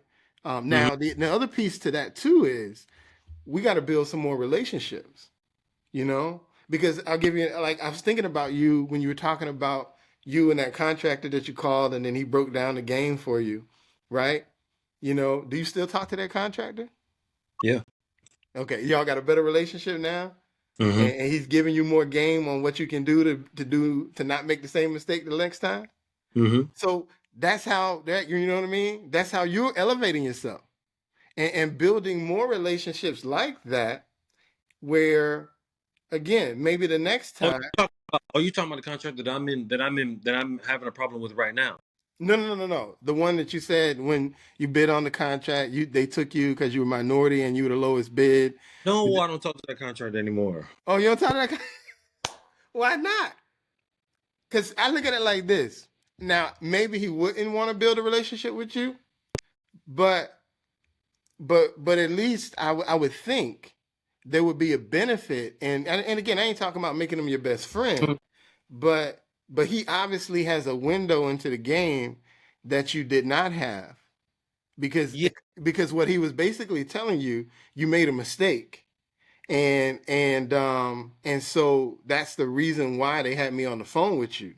You know what I mean? And so what is it that I could have learned from that mistake from him, because he wouldn't have made that mistake, So, and then building that relationship. What is it that maybe the next time, you know, maybe he has 4 contracts, he can't do one, and maybe now he calls me. so yeah, that okay. So the main contractor, I'll still bid projects with them. There's not a relationship there. Um, it's just about the number, but we're fine. Me and that general contractor are fine. The other larger flooring subcontractor, he almost he kind of mentioned to me having a relationship with me so that he could use my. So again, he just wanted me to push the paperwork for him so he can get so that they can get the normal project, but just give me a little piece of it. He broke the game down to me. He broke the game down to me to discourage me. That's how I look at it. To discourage me by saying, because he knows I know flooring, he knows I know the industry. He broke down the game to me, which he shouldn't have told me that I have relationships with these manufacturers and distributors to where I'm guaranteed the better price. He shouldn't have told me that. He told me that to discourage me. You see what I'm saying? So just based on my experience, bro, I feel as though it's all about economics, and we need to focus on that so that we can get the most that we can, so that we can help ourselves. I'm not looking at getting the economics, and I guess maybe I should. I'm not looking at taking that money and investing it to gain more power in the American structure. I was looking at taking that, getting as much money as I can, so I can bring it back to my community, my black, and do business with ourselves to where eventually, even though we probably will never get there, to where I don't need them. So I agree that that's a great strategy, and that's probably that's the long term goal. But I think the short term goal is to build relationships so you can get access to the capital. So then I now get. that you can get that capital and then flip it for the purposes that you have a desire for. I agree, which is why I am almost like leaning Republican because it's like you gotta get in there and get it in order to bring it back. Right. Exactly. Right. Right. Exactly. If you can't get access to the capital, then you can't bring the capital back. You Right. have to first get access. Which going back to that contracting situation, as you were talking, I'm looking at it like this. And so I heard your point, and I understand, what you were saying. But I look at it a different. I'm flipping it on the way I look at it, right? Right. Because I'm going, okay, so he wants to create a partnership where he basically wants to use me, the minority business, to be able to gain a few extra contracts on his behalf, right? So I Right. look at it and I'm like, cool, let's do it. No. But here's the thing, you're gonna pay me, right? So in that relationship, you know what I'm saying? We understand what we're doing. So that's fine, but you're gonna pay me for the opportunity to be able to use me in that way. And then what are you doing, right? Now you're getting the capital that you need so that you can bring back to your community to do the things that you want to do in your community. Because he's not asking you to do it for free. He's gonna cut you the check. But maybe his idea was a $50,000 check, but you're going, hey, I'm gonna need that 100 if we're gonna do it this way, or whatever the numbers are. You know what I'm saying? No, but if I do that, then I'm doing a disservice to the other minority companies. I shouldn't I should have the main contract. Like you give me the main contract according to the way that it's supposed to be done, and then I can take all of that and bring it back, as opposed to cheating the system and teaming up with them. It's almost like I'm selling out if I do that. In my Well, opinion. I would say there's a couple ways to look at that because it also depends on, you look at it, how long do you play that game, right? Do you play that game for 10 years or do you play that game for a year? Because I look at it as being strategic. So you're creating a Okay. partnership. You're number one, you're learning more game, right? So you're learning who his contractors are or who his suppliers are, right? You're learning more about how he does business and why he uses the numbers he uses, who he's talking to potentially, right? Because that all goes back to what kind of relationship are you building with him? Is it just transactional, or do y'all go to dinner and play golf sometimes? You know what I mean? And so, because as you form that relationship, you're learning more about him. And again, this is not even you acknowledging what you're doing. This is what you're doing. Because as you learn that game more, now you can use that game to your benefit on another project. And maybe it's not the project you did with him, but it's on the project that he didn't want and he wasn't thinking about, but you outbid the bigger company that was thinking about it because of what you learned from him. It's so many different ways to look at that. I get the short term, but Hmm. it's about a longer term play of an education that he has that in all honesty you want, Do and you and then using it to your benefit. do you how sincere do you think you would find somebody like that, a company like that, and sincerely would do that? It goes back to your relationship So, because again, did he set out to do that for you? No, I doubt it. He might have set out, like you said, he might have set out to discourage you. But one man's discouragement is another man's opportunity. Because hmm now that he thinks he has the upper hand on you, he may not be thinking about the fact that you want to go have lunch and talk and understand more about this business. You know, you know. so Now he may not see you as coming that way, to quote unquote get him. He may see that as you trying to learn from his experience, and he might. he might be willing to let you learn from his experience. So you're giving me an idea. Like I I guarantee you I could go to him, and it's a big flooring company, Spectral. They're a big flooring company, right? I could win a project and just have them do it. And basically I hand the project to them and I just put my fee on it. Even though I won the project because I'm MBE, here, you handle it, you just give me basically a finder's fee for it. Now I could do that, and that way I could build a relationship with them to start doing that. I have a good friend of mine who his name is his name is Sheldon, and he's got a mentor protege relationship, his business with another big general contracting company out of Lake Mary. And we did Lake Mary High School. We just did a walkthrough at another Seminole County school. I guess this contractor has the contract with all Seminole County public schools now, I guess. Mm. And my partner is the mentor protege relationship with the company. And he has built a relationship with it. To your point, he's built a relationship with them for 15 years to where he basically can go to him and say, "Hey man, I want this portion of the project. Tell me where I need to be, and if I can get there, it's mine." And it is. So we got some work lined up with him. However, even during today's walkthrough, he's just sitting back, and it's just me, him, and the fire marshal guy were black, and 15 other people were white. And he's sitting back there looking at it, and he's like, man, it just kills me how all these white guys are just sitting here making sure that all of them are taken care of.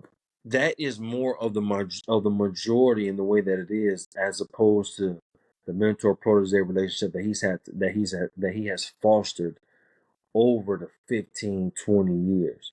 I know that's what it takes, but I don't know how prevalent that really can be.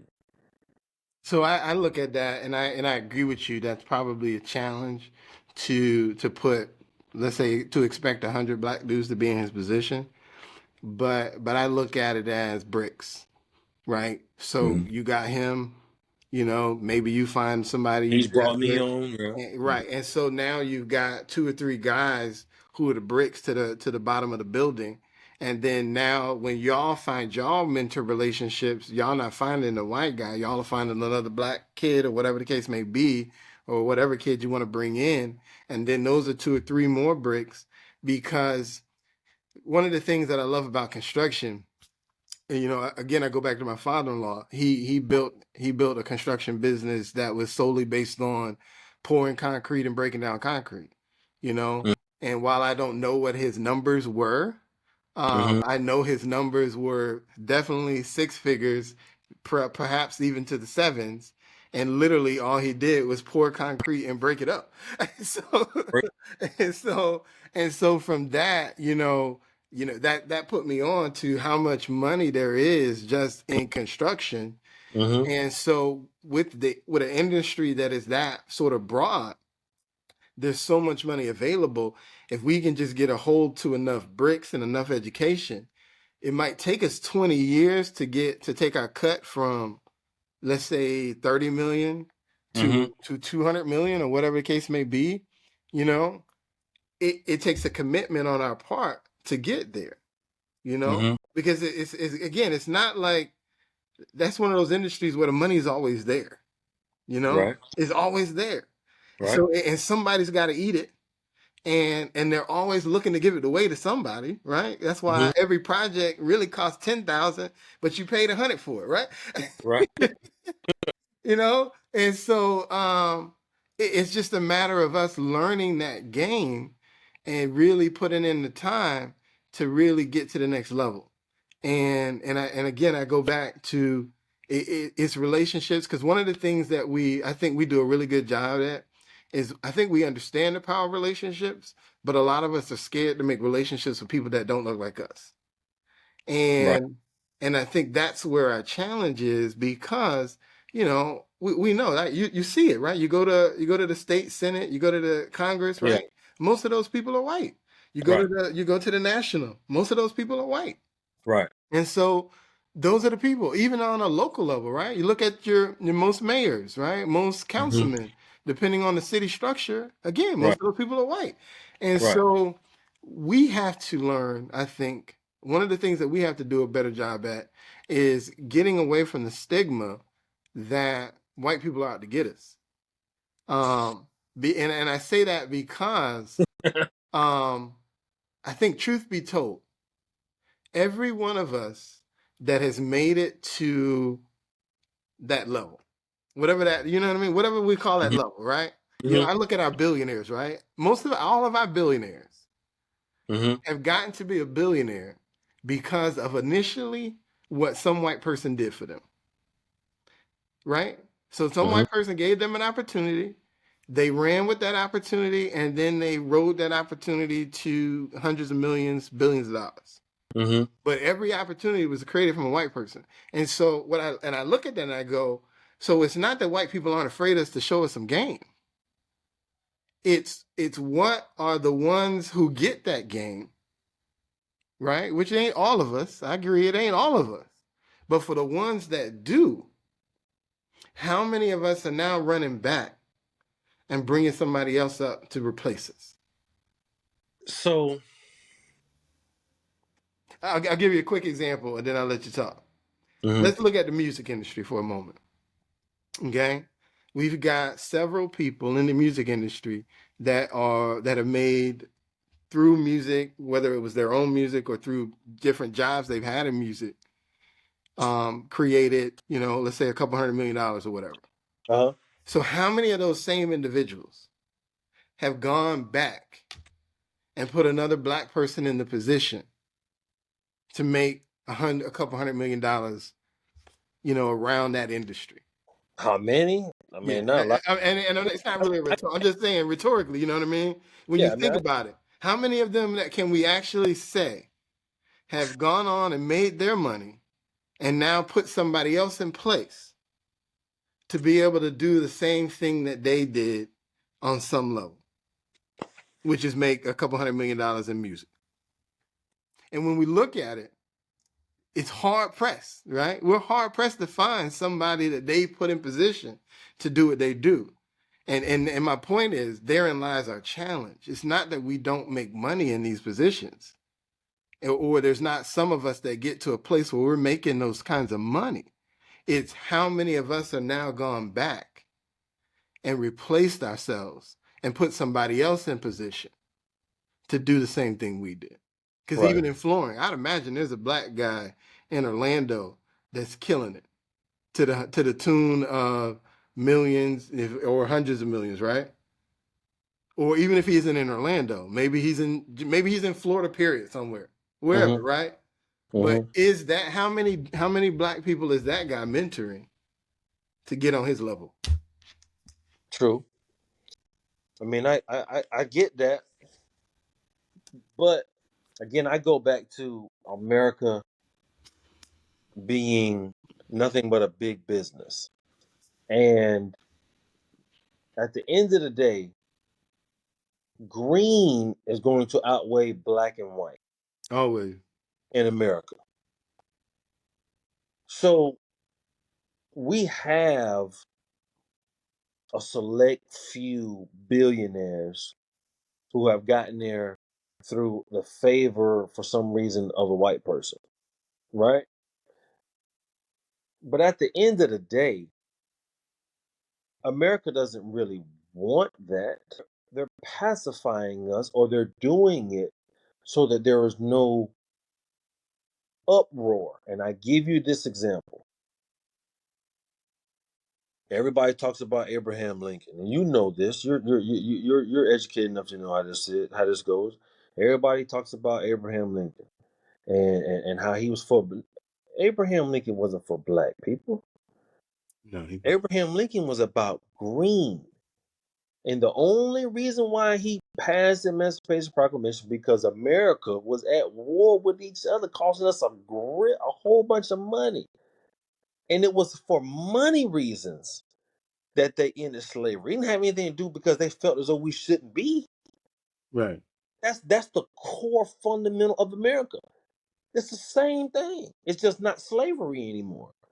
It's the same thing though. They're going to pacify us enough so that we don't go to so there's not a huge enough uproar, or whenever we do have uproar, they'll adjust. They'll adjust a little bit. They'll give us a little pacifier. They'll give us a little something to calm us down. But at the end of the day, it's still the same thing. It's going to come down to money, and they're going to control everything. That's how I look at it. I So agree. I look at these people. I look at the Jay-Z's or the Oprah Winfrey's or you know what I look at those as extreme. Of course, they're extreme outliers, but they're not just an extreme outlier. They are an exception, and they broke the mold some kind of way. There was a glitch in the matrix, and they were able to do what they were able to do. One of the things I really respect about LeBron James is because of what he has been able to do, and he's doing it right. What he did it right. But most of us aren't. Most of us, well, like you said to your point, most of us aren't going to do that. Most of us are not going to throw the rope back because we are not. We don't have the philosophy of unifying, like you said, unifying, coming together to affect change. We are and like Jay-Z or whatever, he's got all that money, but he's first generation money. He was just in survival mode a couple of years ago. You know what I'm Right, saying? right. So his kids could have begin to affect could begin to affect the change that we're necessarily looking for, that we need. But it ain't gonna necessarily come from him. He's not far enough. He's not far enough removed, in my opinion. Well, You know what I'm yeah, saying? I agree. I mean, like another example I think of. So, like thinking about an Oprah, I did a podcast one time, and I was looking at the percentage of minorities, in particular Black people, that she had as a part of her company, and then comparing that to like Apple or Google to see if there's a difference. There wasn't. There wasn't. Why? But Why? Why? Why do you think that is? a lot of that, I think, I hear what she says, but when I think about what she does, is the person that she promotes the most is Oprah. You Of know, course, she's got a magazine, but she's on every cover. You every know, couple. she's got a network, but the biggest thing on her network is her television shows. Mm-hmm. So she promotes Oprah, and then I know she does community things, but I think some of the biggest things, at least that she promotes, is what she does in villages in Africa. So, Right. it goes back to, it seems to be a big focus about her, and that's not to say she doesn't do anything, in the Well, she community, put but that's what we see anyway, and right. that's what she tells us about. So I think therein lies, I believe, that challenge. It's those that have the game, and what I mean by that is if you have successfully played a game and now you have, Oprah success, but even, I don't even necessarily go to $1 billion. If you've got a game, and you're doing something and you consistently make $3 or $4 million a year at something, that's game, because most Yeah. of us aren't doing that. Yeah. So if you have the game, it's now, if we're concerned about us, it's now our responsibility to now go and bring somebody else up. And I'm not saying you got to find 10,000 people, Right. but you got to at least do your one, and bring that one up to at least get to a level that is, let's say, your level, right? Yeah. And then if that one that you brought up to your level gets another one that he brings up to his level, that's the chain. I think that Right. our biggest problem is we all get to a place where we've made it, but we don't bring anybody else behind. Oh And so yeah. to your point, that is the one credit that I always give to LeBron James. Mm-hmm. Is LeBron James brought at least two of his boys that we know of to a level where they're not him, but that's okay. You know, he's They a, both like got, you say, he's a unicorn. yeah. But he's brought them to a level where they now can truly change the lives of not only their family, but then begin to help others do the same. Right. And when I go back and you look at, especially now with the money these brothers are making, especially in the NBA, um, you know, why? I mean, all of them has watched LeBron play this game for 20 years. And I'm looking at it and I'm going, how many of y'all have at least repeated the game? You know, because if y'all would have just repeat the game in y'all just in the basketball community, you talking 60, 70, 80 dudes right there that are on a trajectory to change how the NBA is done. You know what I mean? And Yeah. so, but we're not. That's our problem. We're not going back, and we're not teaching game to the next level. And No. therein lies why you say we're never going to get there. For me, I don't look at the goal as quote unquote getting where quote unquote white people are. I look Mm-hmm. at the goal as changing 20 to 30% of the next generation. Because if we can change 20 or 30%, that 20 or 30% will change the next 20 or 30%, and then that will change the next 20%, and now we're affecting change. Yeah. Right, because we're never gonna get everybody on the same board. So that's never that's to me that should never be the goal. The goal should be to find the 20% who are willing and ready to listen and move forward and make a change, and every single time change that 20%. And then the Mm-hmm. next time you change another 20, you change another 20, and now we're getting to a place where we number one we have the economics to do the things that we want to do. We have the economics to then go and fund the projects that we think are important. Mm-hmm. And we can influence the people we need to influence to create the change that we want. And to me, that's the goal. And so whether that looks like, you know, there's, 50,000 billionaires, or if that looks like 10,000 billionaires and 250,000, 100 millionaires or whatever the case may be, to Mm-hmm. me, that's the success.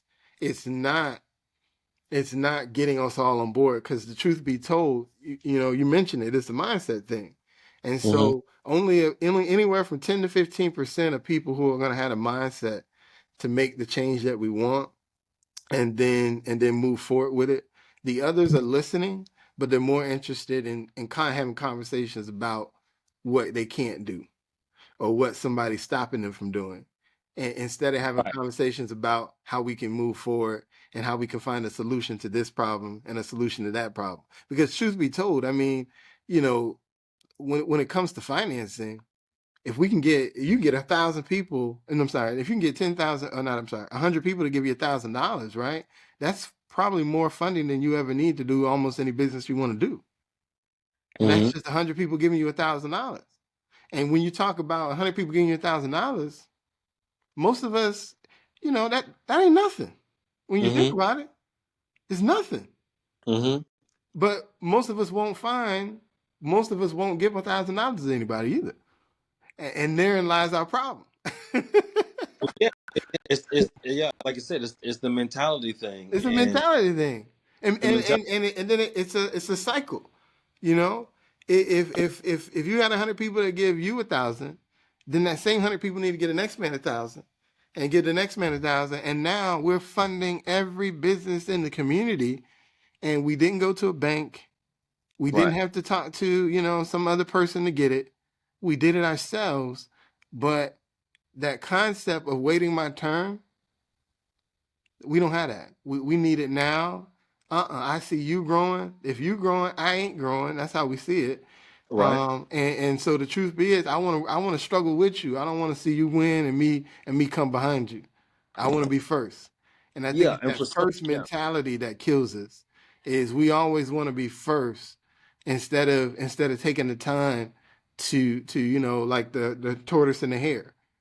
We want to be the quickest instead of taking our time and winning the race because we were focused. So why do you think that black people are like that as opposed to other nationalities who come over here and like the Asians and they fund themselves? They live all together in one house, like 20 of them, and they do exactly what you just said. Why is it that they can do it and we can't? I mean, there's been a lot of theories, the crab mentality, right? They talk about.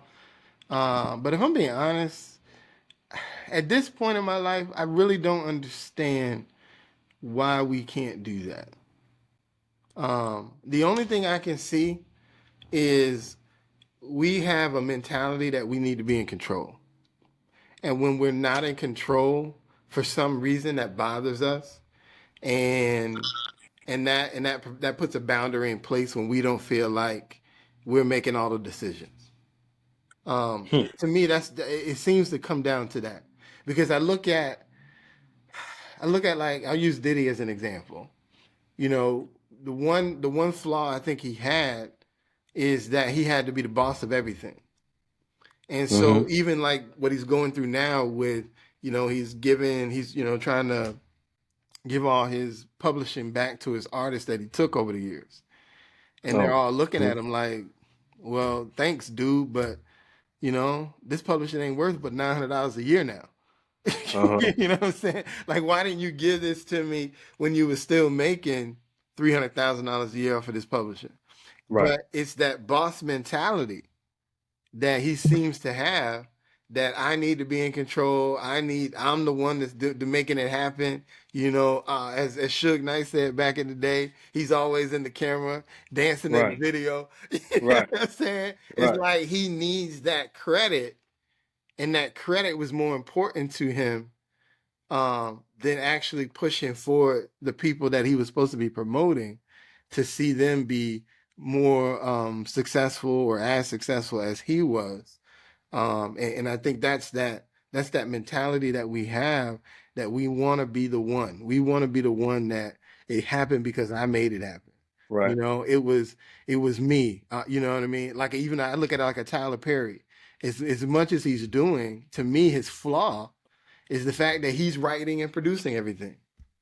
Exactly. Everything is executive produced by Tyler Perry. Everything Everything. is written Lights, by Tyler everything. Perry. Everything is directed by Tyler Perry.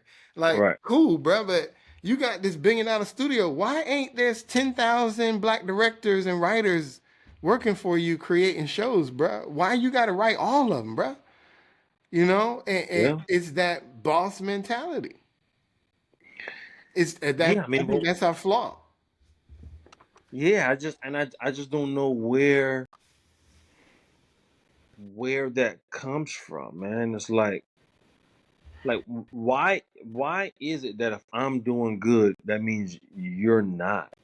You know what I'm saying? But I don't understand that. I was watching some podcast. I can't remember who it was. I think it was Ryan Clark was talking, and this is kind of you know a little off the subject, but it kind of goes to what we're saying as to why we can't necessarily advance like we want to.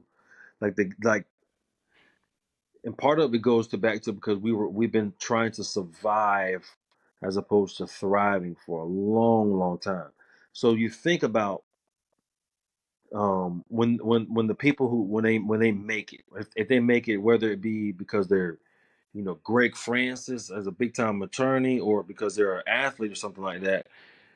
Normally, their first purchase that they buy, or what they do, is they go back. They don't go. They go back, meaning they're going to go and they're going to take care of their parents Mm-hmm. or their uncle or something like that. As Right. opposed, so when it comes time for their kids, all the money's gone they didn't spend all their money on taking care of the generation before, as opposed to the generation after. Right. Okay. Right, and the reason for that is because of where we are in America. It's got a lot to do with our mentality, but it has also, to me, it has to do with the reason why we are where we are, or why our mentality is the way that it is. Part of it has to do because of the systems that have been in place, and we are being indoctrinated to. Um, but that's the thing, though. Like, Like I value my parents so much because they did the hard work that the white people's parents did 200 years ago. You know, my parents did it 50 years ago. You know Mm-hmm. what I'm saying? To be able to put me into to a place where I can take this leap of faith and go out on my own and do this entrepreneurship thing, because I do have a net up under me that a lot of black people don't have. Mm-hmm. And it's almost like you said, it's like the bricks. You got to lay that foundation. If you build that foundation, then eventually it becomes a snowball, and compound interest, the magic of the miracle, the magic of compound interest can come into effect if you set that foundation.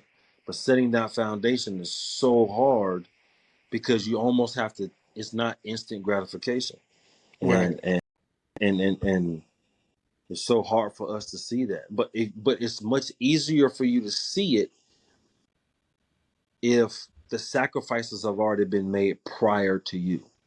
You know what I'm saying? I think another piece to the puzzle too is one of the things that, again, I've been mentally shifting a lot in the last 10 years, bro. But Mm-hmm. so another shift that I've had is, when I look at America, I won't disagree with you that there are certain systems in place. Like we can agree on that point.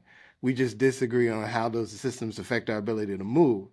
But Mm-hmm. when I look at America, I really don't think, and this is honest opinion, bro. I really don't think it's really a race movement anymore. I think America is more about a class movement right now. Okay. Um, and what I mean by that is you have it's really not as many people as you think that are moving at the levels that we're talking about, right? And that's white people, black people, whatever. It's really not, because when you look at the number of people who are making $100,000 or more, that number is really small compared to the 300 million people that live in the United States. That number is Mm-hmm. really small, right? Because it's less than 10%. So that's 30 something million people out of 300 million. So that's less than 20%. So there's most of us don't really have the mentality that you're talking about. Because even most white people don't have the mentality. What they have is they have a different mentality, but their mentality is more about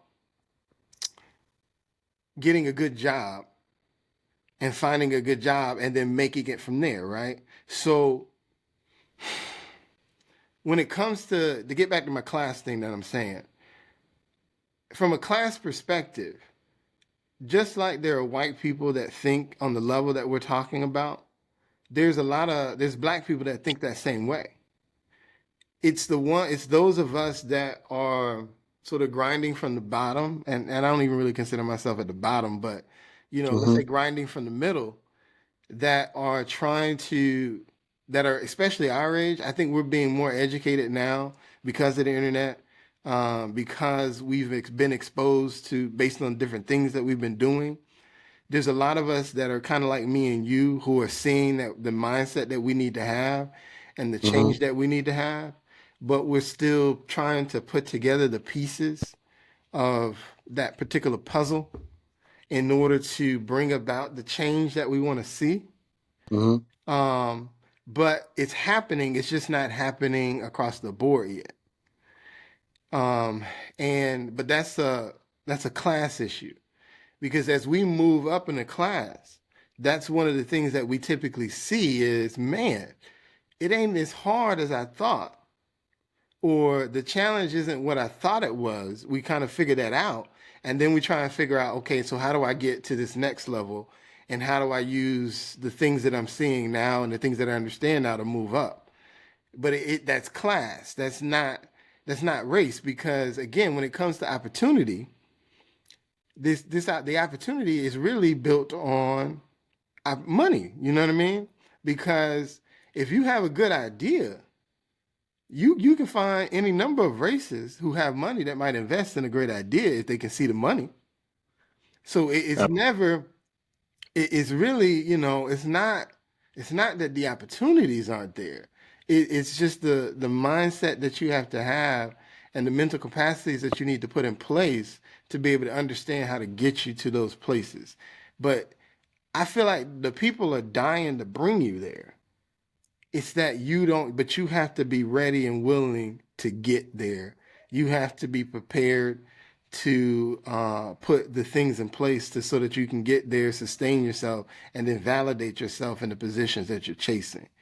And So, but that's not. But I don't think that's race. That's class. I, And that across, because there's a lot of white people who don't have as much as a lot of black people, but because of a mentality will move faster than some of us as well. But I think it's class, and that's one of the mindsets I think that we got to change as well. Is that this is not it's no longer really about race, bro. I don't think it's really about race anymore. I really think it's about class and opportunity.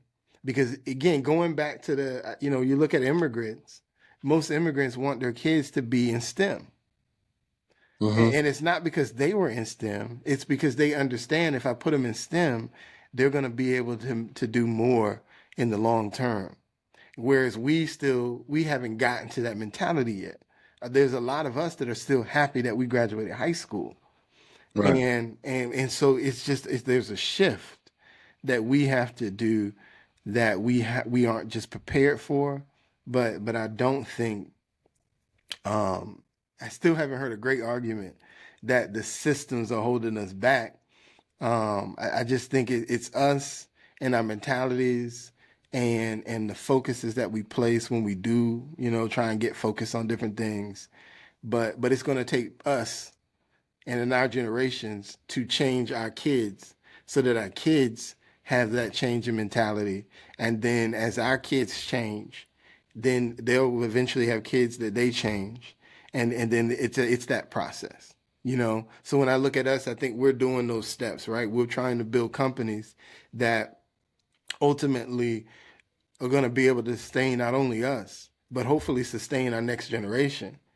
And then in some cases, I don't know what your plan is, but maybe we have a kid that comes in and then, keeps it going so that another generation can be sustained as well.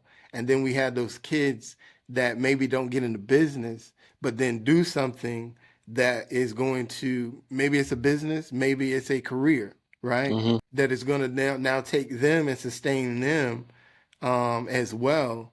And then again, when they have their kids, then their kids take it to another level. And now we're building our Rockefeller, right? We're building our family that moves the money from one generation to the next, and it doesn't cease, you know.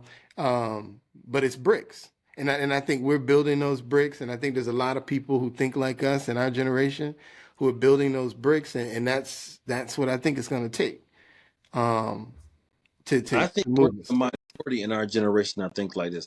When do you think your shift started, and why? You Uh, say 10 years, right? But why? my What shift, started?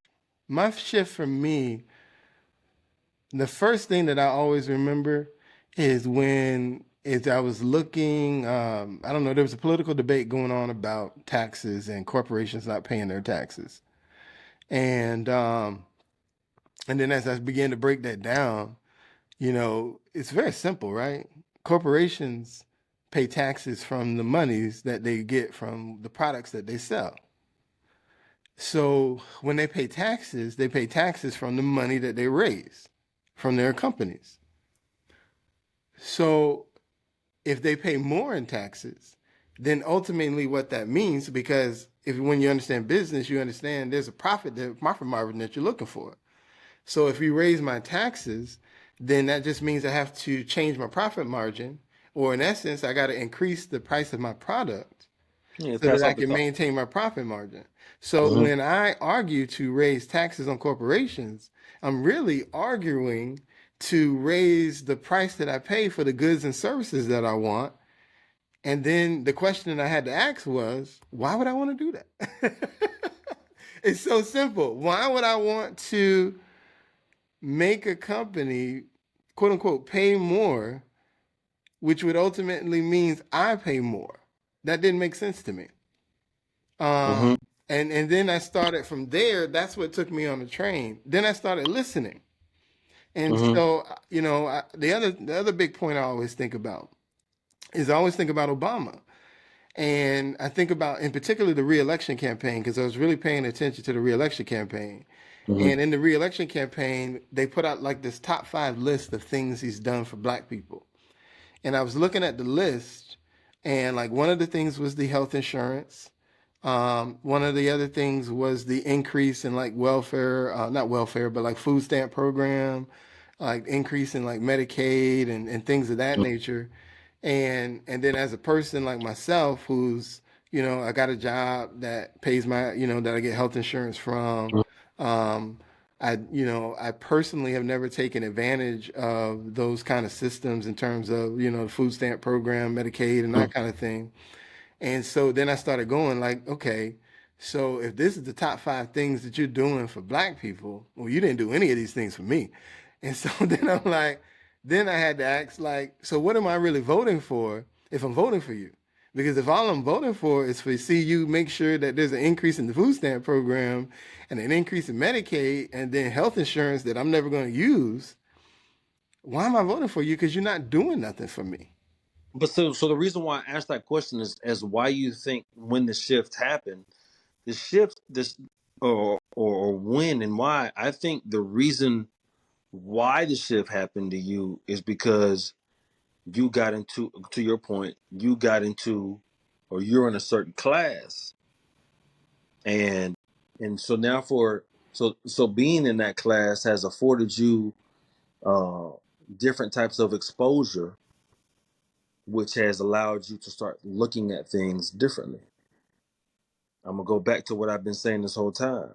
My shift started when I went into business for myself, and I started to look at everything as a business.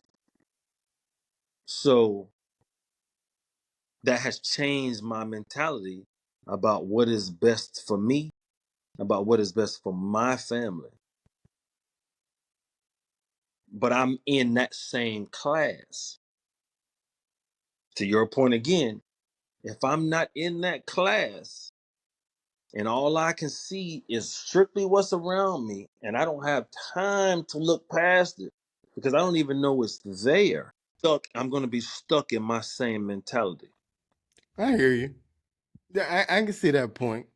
But then again, that's where I think it takes people like us to go back and talk to some of those people and and Not only, and but put it not and put it in perspective to help them see it differently. And I only say that, and I don't they mean need money. The only way they're going to get out of it is money. But it's to maybe your point, though. It's to your point. You got to come by. You got to bring somebody back. You got to bring somebody else, and it's a brick by brick type thing. right. But that's going to take. I mean, we may not see in our lifetime like drastic effects of it, but we'll see some of it. Yeah, and I But think we are too. I think we are. I mean, I look at like what a Boyce Watkins is doing. mm-hmm. I think he's a part of those bricks that are changing a generation of people to see the light differently. Even the conversations that we have now in terms of real estate, right?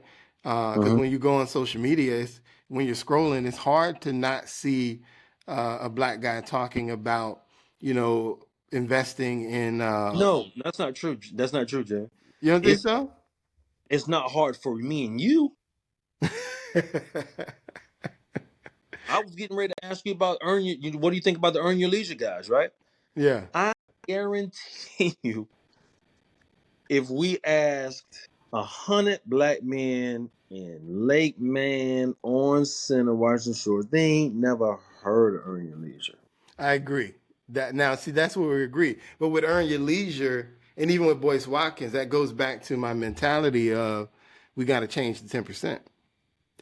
And so, like with Earn Your Leisure, they're doing their Invest Fest now, Mm-hmm. and I don't know what the numbers were, but I think they said they sold out, Yeah, and so And so I think that number is upwards at least 4, 5, 6, 7, 10,000 people, somewhere in that range. So when you think about, that's a huge number of people that's the amount showing You're up. right. You're That right. doesn't You're right. include the millions of views that they have online of people who tuned in for the because they dropped a lot of clips of the interviews and stuff. So that doesn't include those millions of people who might have tuned in to watch the clips. And so I think they're a piece to that. They're a part of that 10%, just like I think Boyce Watkins is a part of that 10% that are doing the work to begin to change that small amount so that, after them comes another 10 or 20. But they And don't that's, talk. But they do not talk from. I haven't really been. I haven't followed them too much in the last maybe year or so. But they have. They don't talk about politics though. They don't talk about the power structure. They just talk about. They talk about more so individualistic coming up for your. Economically. They talk about economics, but it's more for the individual as opposed to for the collective. Because I would almost venture to say that what's the richest black guy's name? Robert, is it Robert Johnson? Not the BT Robert no, Johnson. it's not The other guy. Johnson. It's, oh man, What's Robert Smith. Robert Smith. I bet you he's a Republican. I bet you all of those guys are Republicans, but they don't talk about it. They don't talk about the reason why they're Republican. They don't talk about how much money has old boy given to a certain campaign. We could probably look at it, but they're not talking about it.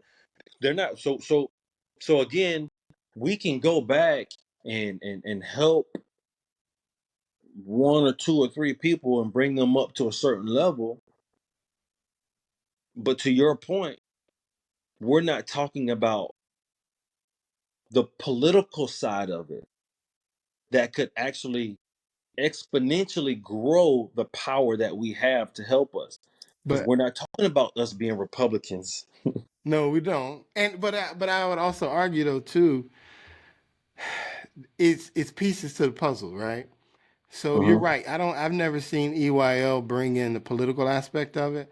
I've only seen them talk about what you can do as an individual and then Mm-hmm. maybe as, your company or whatever the case may be.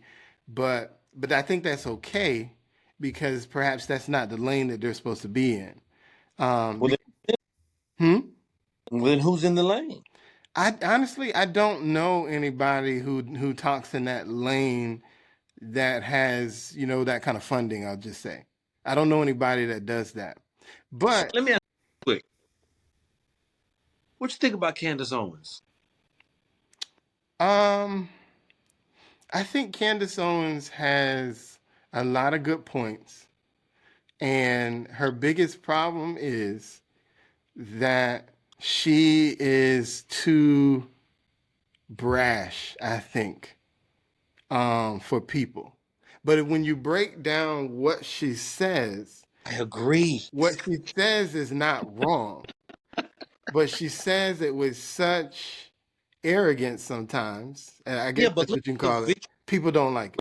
I agree. I think Candace Owens makes a lot of great points. Yeah, she does. I think a lot of times she's brash. I think she does a lot of stuff for clicks too, though. Right, right, right. However, there's a bunch of us that agree with her that will not say it. No, because she's supposed to be well, she's Yeah, no, identified as a Republican, so you're but not just supposed to agree with her. agree with, just have the same thought process as her though that we won't say. They won't come out and be like, "Yeah, man, Kanye West was right." You know what I'm saying? Like, But you know what it is too, though, Cam, is that there's we're so focused on the hot button issues, right? We're so focused on social justice. We're so focused on police reform. We're so focused on systemic racism, right? I think Larry Elder said it best. I don't know. Did you watch it? Did you see his I've interview on the Breakfast Club? been meaning to watch it for the longest, and Okay. I have. I know you I got. actually did a breakdown of that on one of my podcasts, but Oh, you did. yeah. Okay. So what he did on that the interview Uh huh. that to me was so frustrating for them is that all he really wanted to do was talk about the destruction of the black family, Uh-huh. and how that is really the foundation of every single problem in the black community. And Mm-hmm. so, and that frustrated them. And I mean, I think if you just break it down to the fundamental concept, that was his biggest point. And he relays every problem in the black community back to the fact that the black family structure is broken. Mm. And when you think about it, to me, it is that simplistic. And even Candace Owens relates a lot of problems back to the lack of family in the black community, because at the foundation of it, right? You think about us.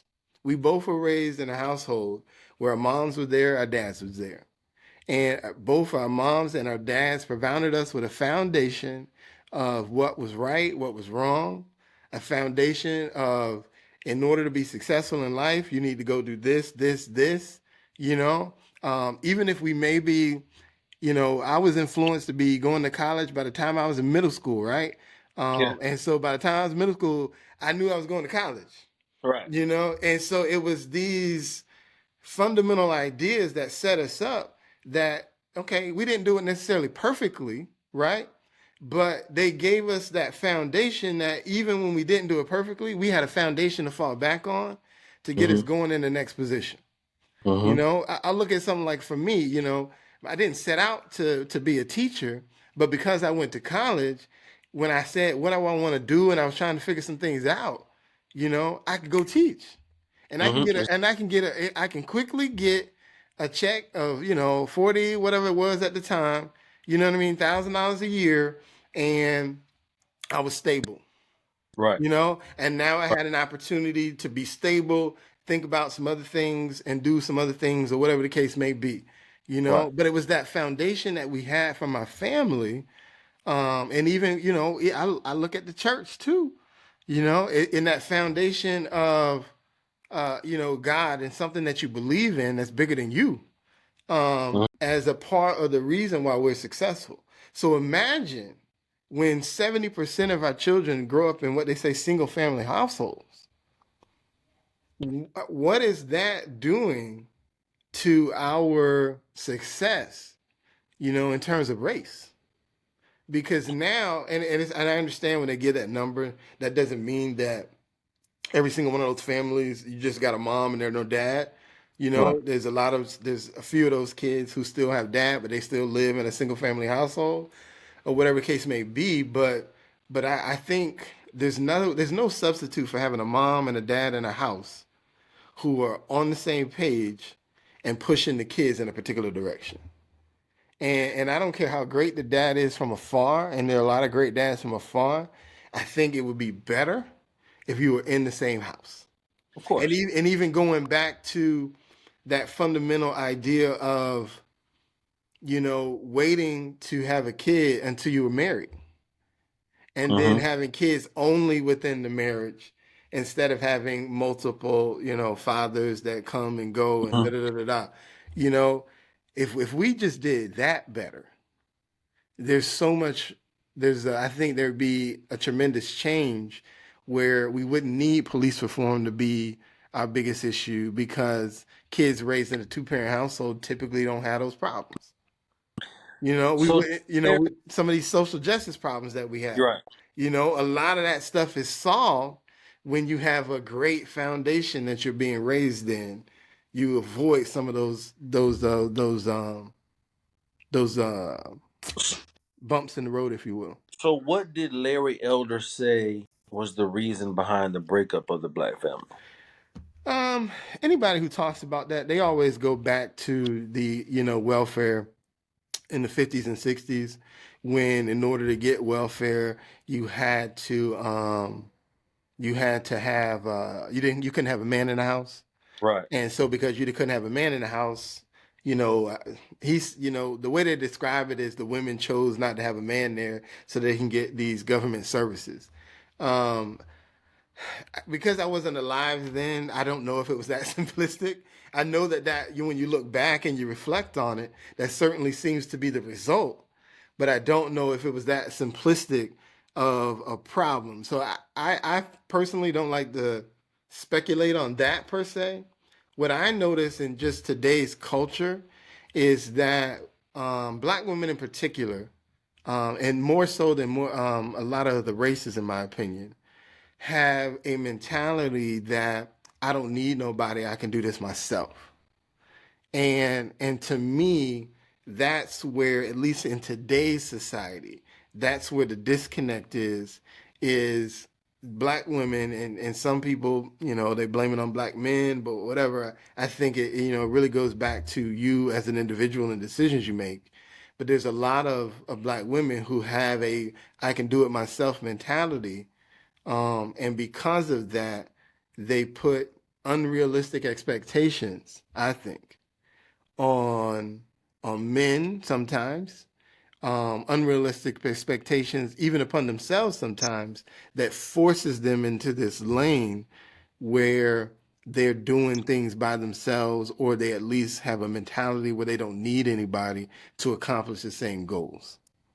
So I didn't see I'm going to watch the interview, but I'm assuming that the reason why people have a problem with what Larry Elder says or what Candace Owens says is because they don't deflect the responsibility that we have in us being in the situation that we're in.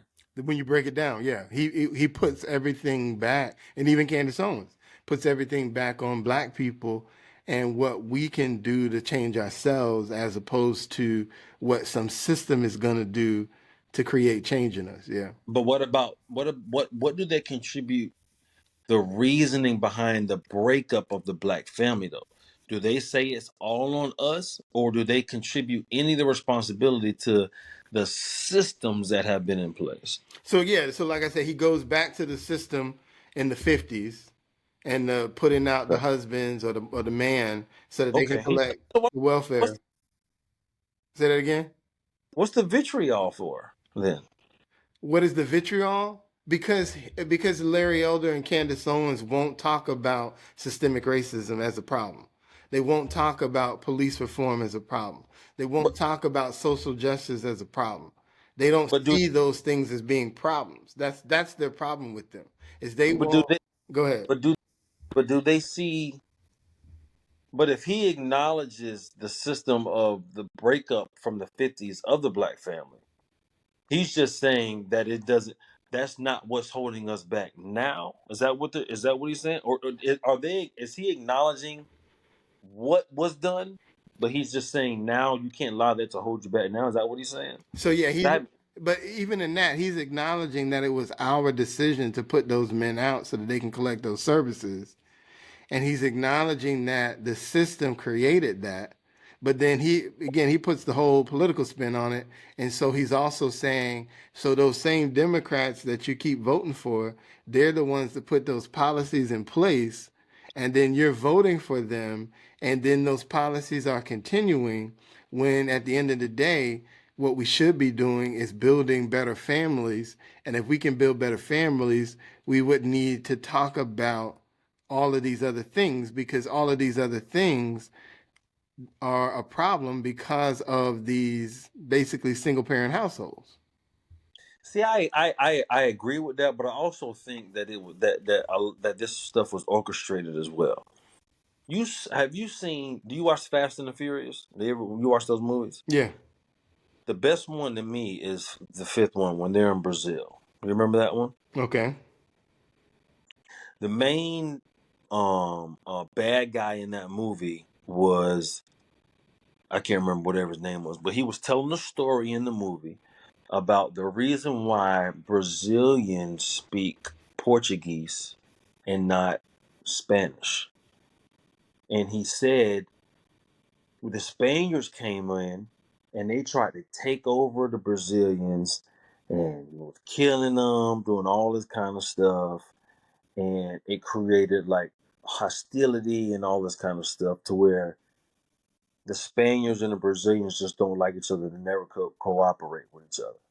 But the Portuguese came in and they gave the Spaniards trinkets and scissors, and it enhanced their lifestyle.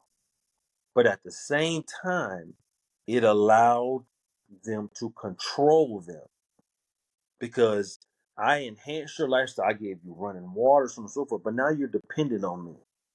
And so now all those people speak Portuguese as opposed to Spanish. Mm-hmm. That's the same philosophy that I feel America with the welfare program or social programs do to us. To Larry Elder's point, though, but that's your decision. Yeah, Like, that's your decision. but at the same time, what are the Brazilians supposed to do? Not take the trinkets? Not take the stuff that's going to enhance my lifestyle when I ain't got nothing? I would argue you're supposed to take the trinkets until you don't need them anymore.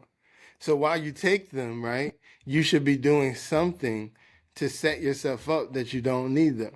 Well, The problem absolutely. is we like the trinkets. And so Well, we'd rather keep the trinkets than to do something for ourselves. absolutely, you are. And again, it comes down to a mentality thing. I've never been on, WIC or anything like that. I've never had to do any of that. But my mama did. My mama was on it, and her mom was on it. But her mom was the reason why they were on it. But she sure got up off of it.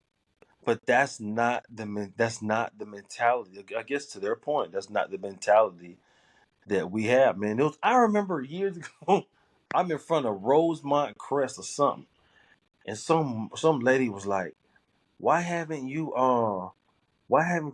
gone grocery shopping for your kids yet?" And she said, "My WIC check ain't came in."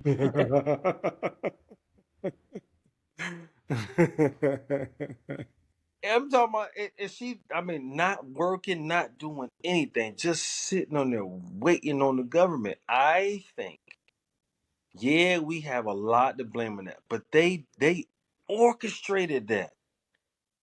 They orchestrated that. They Well, put us go ahead. Go ahead. I'll let you finish. grand master plan. But I I don't think it's the Grand Master Plan per se to do that just to black people. I think it's a Grand Master Plan to have a class of people okay, who are okay, you're right. depending on it so that I have a class of people who will continue to put me in power to ensure they continue to get their services. And so to me, you're right, there's a master plan, but it's not I don't see it as a race plan. I see it as a class plan. I Because think if it's evolved a class Right. plan. So if I have these 100 million people who are depending on these services, they're going to put me back in the office as long as I tell them if you don't, you're going to lose these services. Exactly. You know what I mean? And so that's what I'm going to do. I'm going to keep telling you about how you're going to lose these services. And because here's the trick to that. The trick to that is the services are already permanent. What they vote on are how much of an increase we put on the services every year. But the services are permanent. So when they say they want to make cuts, the cuts aren't to the program, the cuts are at the increase. That's the Mm, crazy part. They want to cut the increase. So instead of increasing it by 5%, maybe they want to increase it by 1.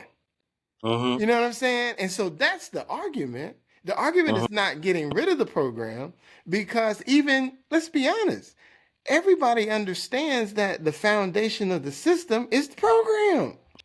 So even the Republican don't want the program to go away, but they would like to spend a little bit less on the program. You know what I'm saying? And so it's the trick. That was another trick of the system that I was watching, and I'm like, wait a minute. So we arguing about cuts? We're not even Not arguing about the program. We're arguing about cuts to the program. I mean, increases to the program, I should say. right. And so it's part of that game that they play in order to keep a certain voting base. It's the reason why, like I go back to Obama.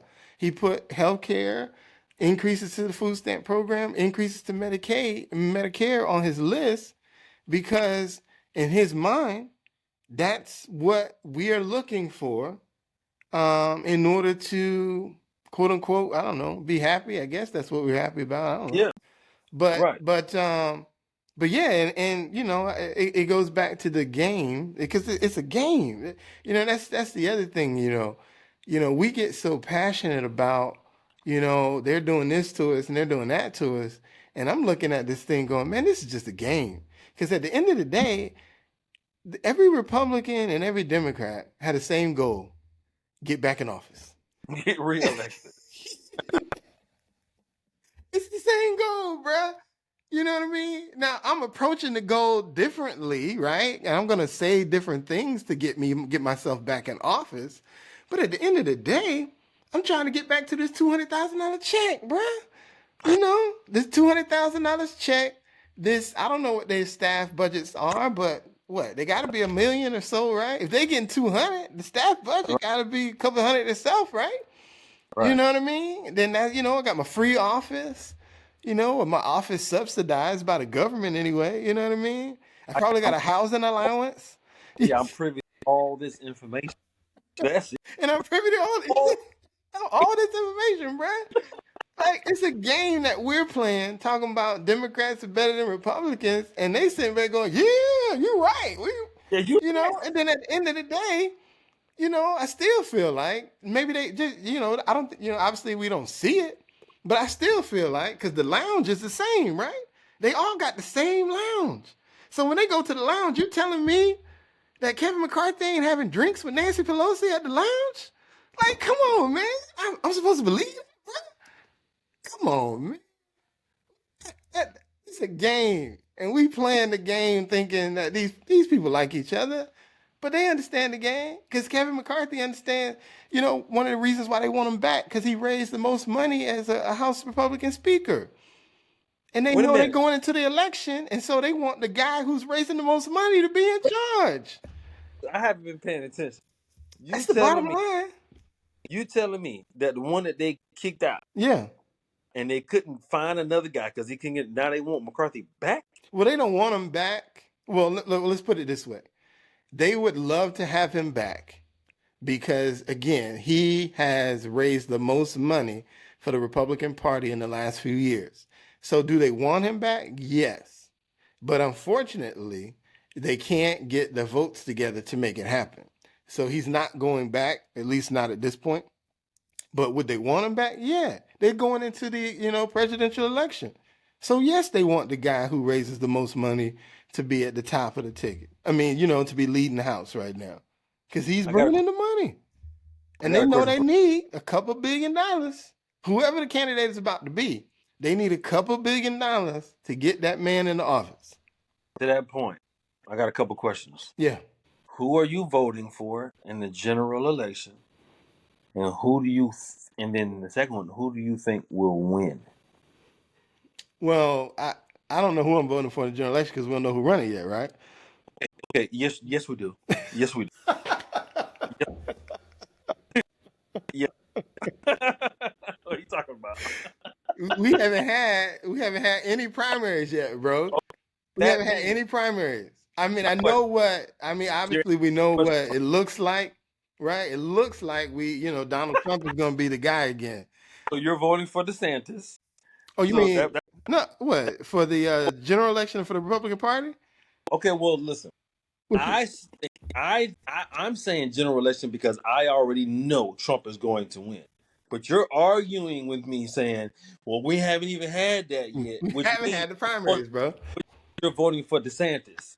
Actually, I can't, I'm an independent, so I don't have a vote until the general election. Who would you vote for?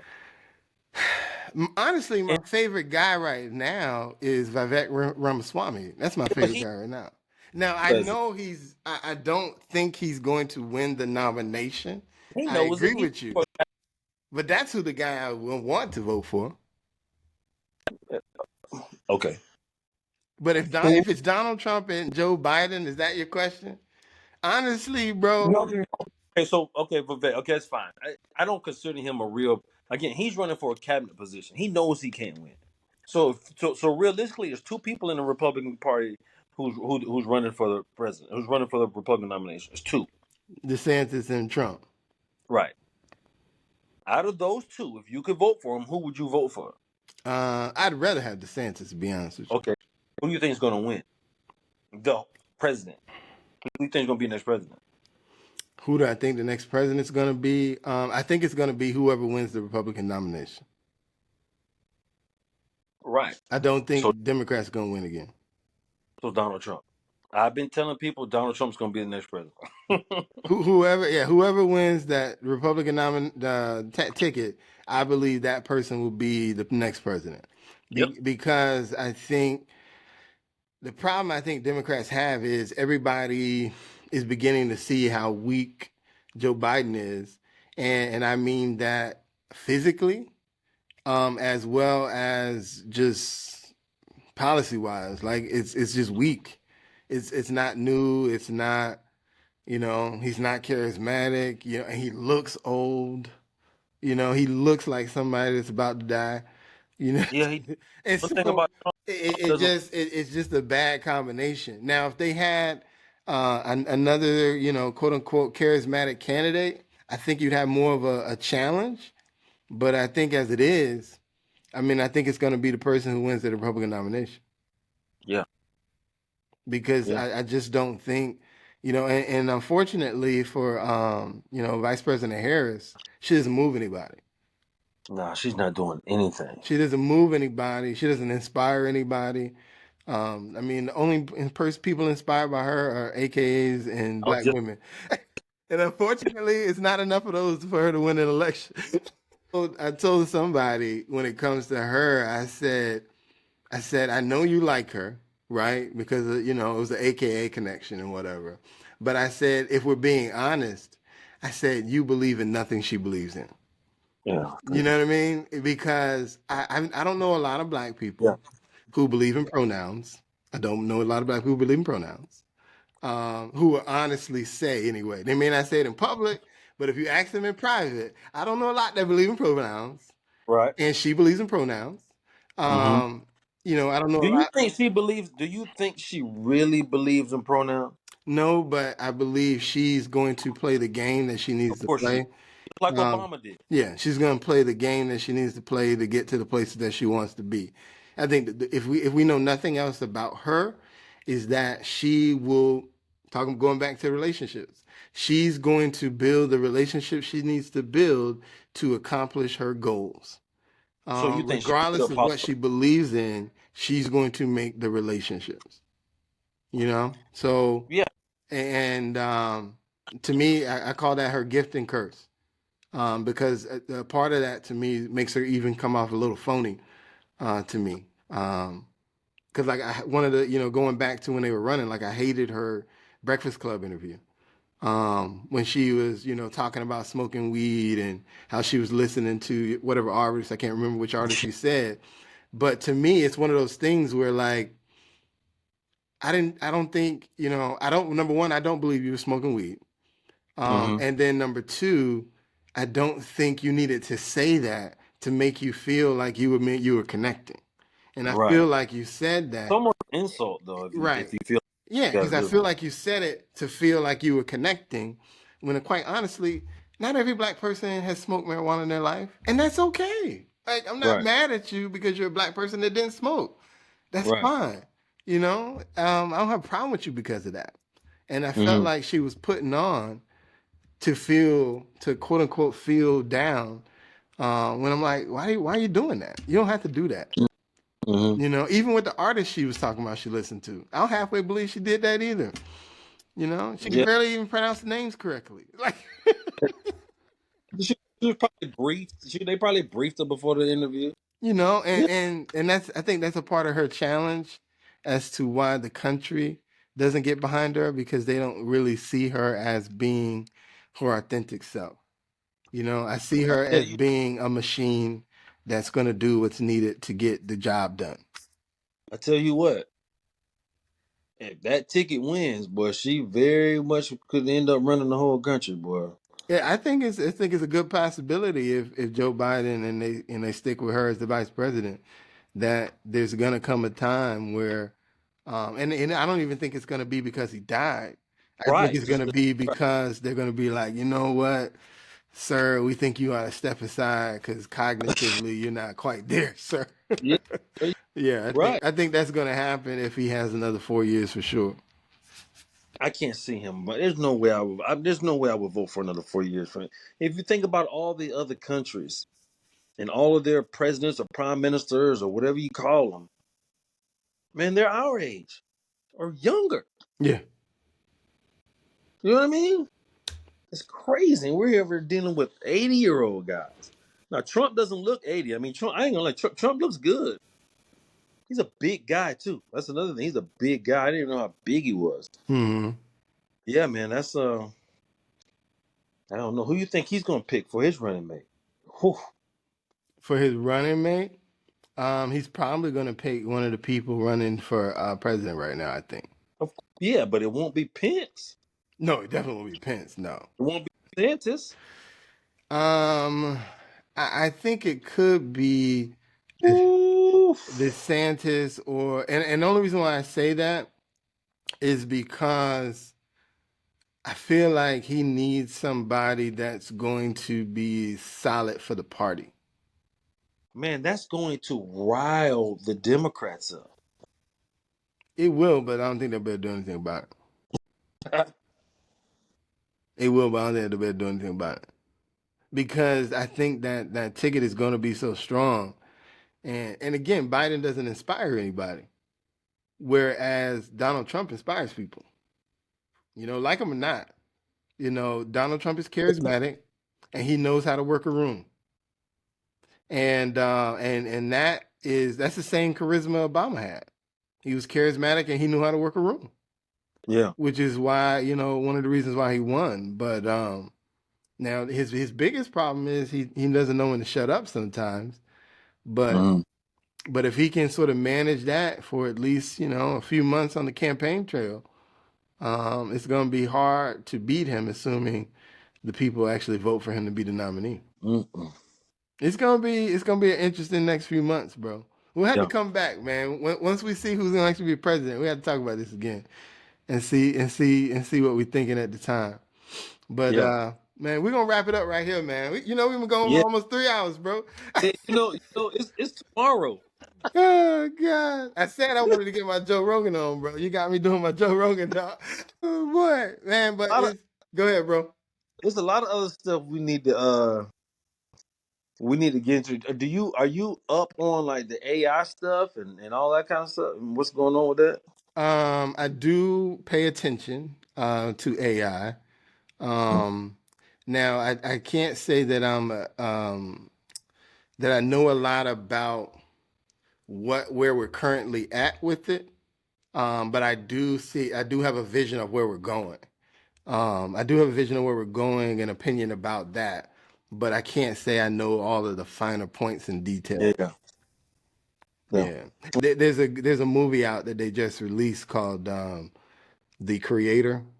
Mm-hmm. I just went and saw it with I went and saw it because Denzel's boy is in there. I can't remember what his name is. It John? Is that his Yeah. son name? Yeah. So he's the main character, and just what they had us. The vision of that movie was 2060, 2065, something like that. So about 40 years from now, Mm-hmm. and where they had AI in that movie was very interesting. Mm. Um, and what they had AI looking like and that sort of thing was very interesting in that movie. But I know we're a long way from that. I think right Yeah. now the places that we're going to see AI really transform is I'm still looking at Elon Musk and his chip that he's doing to solve Alzheimer's and Parkinson's and things of that nature. I think that's where we'll see AI and kind of be blown away a little bit before we get to the machines that look like people and that sort of thing. So the reason I asked that is because you brought up Joe Rogan. In the second interview I saw of Joe Rogan's podcast, first one was Lil Duval, the second one was Elon Musk.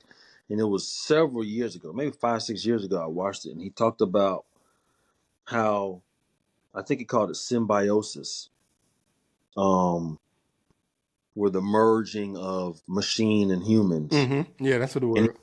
yeah, and he was explaining that we're already like doing it now. He was like, and this was 5 years ago. He's like, if you think about it, we're already there a little bit. Like if you don't have your phone, you feel like you don't have your arm, Yeah. right? Yeah. Right. And Lil Duval even mentioned, he said, if you think about it, all of your memories are in your phone. Yeah, they are. They are.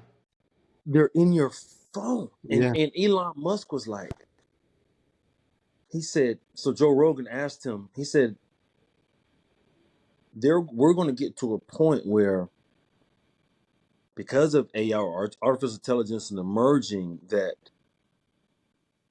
the way we communicate is not going to be with making sounds out of our mouth. It's going to be where I can literally read your mind. Because he says, if you think about it, the communication of a thought, by the time it gets out of my mouth and you hear it, you lose like 65 to 70% of the thought because of how it's communicated. Mm, And he said, eventually we're going to get to a point where I'm going to know what you're thinking and you're not going to have to say anything. right. And he says, man, we're not that far away from it. 5 years ago, he said, we're about 10 years away. Now, obviously, we're not going to be there in 5 years, but that's what got me on the Elon Musk and all this and the Neuralink and all that kind of stuff, man. I was like, man, this is wild. Wild. It's the future because as we know, they introduce things slowly to us. So the Mm-hmm. first step is always solving a problem. That's always the first step. You're solving a Right. problem. So we're going to use AI to cure Alzheimer's, Parkinson's, whatever, and that'll be so we'll accept it because you've solved the problem. You've brought grandma back. Yeah. Or grandma now has a more stable memory for a longer period of time, which allows her to extend her life. And so Mm-hmm. if that in and of itself sounds so beautiful and lovely, we accept it, even though in the back of the brain, when you think about that thing, it's really it's grandma, but yeah, there's a computer in there too, bro. Woo! Woo! And so, that computer is doing a lot of the processing that grandma can't do anymore. Oh man, that is Because wild. when you look at what Alzheimer's is the degeneration of your brain. So that means those nerve cells are now degrading. Well, And thought it was I thought it was like a plaque that blocks the communication between them. That's what I thought it was. well, there's a particular area in the brain that begins to break down and then it builds plaques. Okay. So it really goes back to your degeneration. So Okay. with that being said, we don't know how to regenerate nerve cells yet. We've been studying it and we've been practicing it, but we don't know how to do that yet. So what Neuralink is really doing is really replacing what's lost in the brain. Mm-hmm. And so now that computer is going to take over, handle those responsibilities, and now feed them where the brain is lacking It's because we supposed to like because do we the still same don't know how to regenerate it yet. like eyesight and everything too, right? In theory, the long term vision for it is that Neuralink can supplant and fix and fill in the gap for whatever the brain issues you're having. That's the long term plan. But right That now, they're just talking about Alzheimer's and Parkinson's. But yeah. again, once you solve one application, it's only a matter of time before you take it to the next level. You And the next know, level to me, the enjoyment. next level is going to be installing chips in people's brains that are healthy. Oh, just to get them to be even like smarter or to be able to use more of their brain. Oh Boom. man. That's at Woo. least going to be the argument. Now, whether it does that or not, we won't know until it happens. But that will be the argument. So have you watched that interview with him? That Joe Rogan podcast with Elon Musk? I've seen some interviews. I mean, I've seen a Elon Musk interview with Joe Rogan. I don't know if it's the one you're talking about because I know they've done a couple. Yeah. But Watch that. I've seen some interviews. I mean, because I know in one of them he was talking about how he was expecting to be in on the moon within 10 to 15 years, and in Mars. He talks. He has a big vision. That guy. That's one of the reasons why I like him because I love the fact that he's always thinking 20 years ahead of where we currently are, and about what he expects to do, um, which is what a lot of us don't do that. So it's impressive that he's building the foundation. And then he's already established the credibility that he has vision that others don't have. Because, Yeah. I mean, when you look at the electric car, he was the first one to be like, "This is the future," yada yada yada. And for what, about 10 years, right? He was the only one doing it. And Mm-hmm. now, every major car company has 18 different models Mm-hmm. of electric cars, and he's still the foundation of where it all began. Because even all of them are using, and I don't know if the lithium battery technology was his technology, but they're still using the same lithium technology that he used to make his batteries. They're using that to make all of the ones that they're making. So it still all comes back to him, Jeez. and what his vision was. Yeah. And so so yeah, it's interesting where that's going, even with like the Chat GPT stuff that we're doing now. I just saw a thing the other day. They were talking about I don't know. Did you see a couple years ago? Praz Michelle got in trouble, and he was basically doing some kind of big money schemes with like governments and stuff. Mm-mm. It's one of those things that black people don't usually get in trouble for. But anyway, Mm-hmm. he got connected with some people, and anyway, what they were saying though, is at his trial, the lawyer that he had, which is it was actually David Kenner. That was one of Suge Knight lawyers back in the day. But Mm-hmm. he used AI to create his closing arguments. And Oh, so now Praz is appealing his conviction because he's saying that the AI that they used, the only reason why the lawyer used it at the time was because it was a new technology. They're claiming the David Kenner was somehow connected to the company who created the technology, and they were using his case as a test case to prove how good the technology was. And jeez. so now his new lawyers are claiming they used they what's the word I'm looking for? They mishandled that case by using that technology, and that's one of the reasons that contributed to his loss. And so they're Mm-hmm. arguing to get a new trial, so that claiming I can't think of that word, but claiming negligence. That's what the word I'm looking for. Mm-hmm. Negligence on his part because he used AI to create his closing arguments. But that Jeez. particular technology, that's what they were designing it for. They was designing it for lawyers to be able to use to craft their arguments, Yeah. in order to so that they can then go argue the AI crafted arguments in court. Jeez. So I mean, it's the what we're doing with the Chat GPT and things of that nature is it's going to change the game, man. Even when you look at, you heard about McDonald's has the McDonald's in Texas that they're testing that has AI doing all the jobs. No people, except the people are only there to manage the machines, Yeah, I but think I they're heard. not doing the work. Right. The machines are doing all the work, And then there's even companies too that are building franchise models, where you go in and you press your manual, your automated manual to talk about what your burger's supposed to be like, and then the machine creates that burger from scratch to finish with a person never touching it. Jeez. So it's in the process. It's in the I need process, to. bro. Oh, I can use it.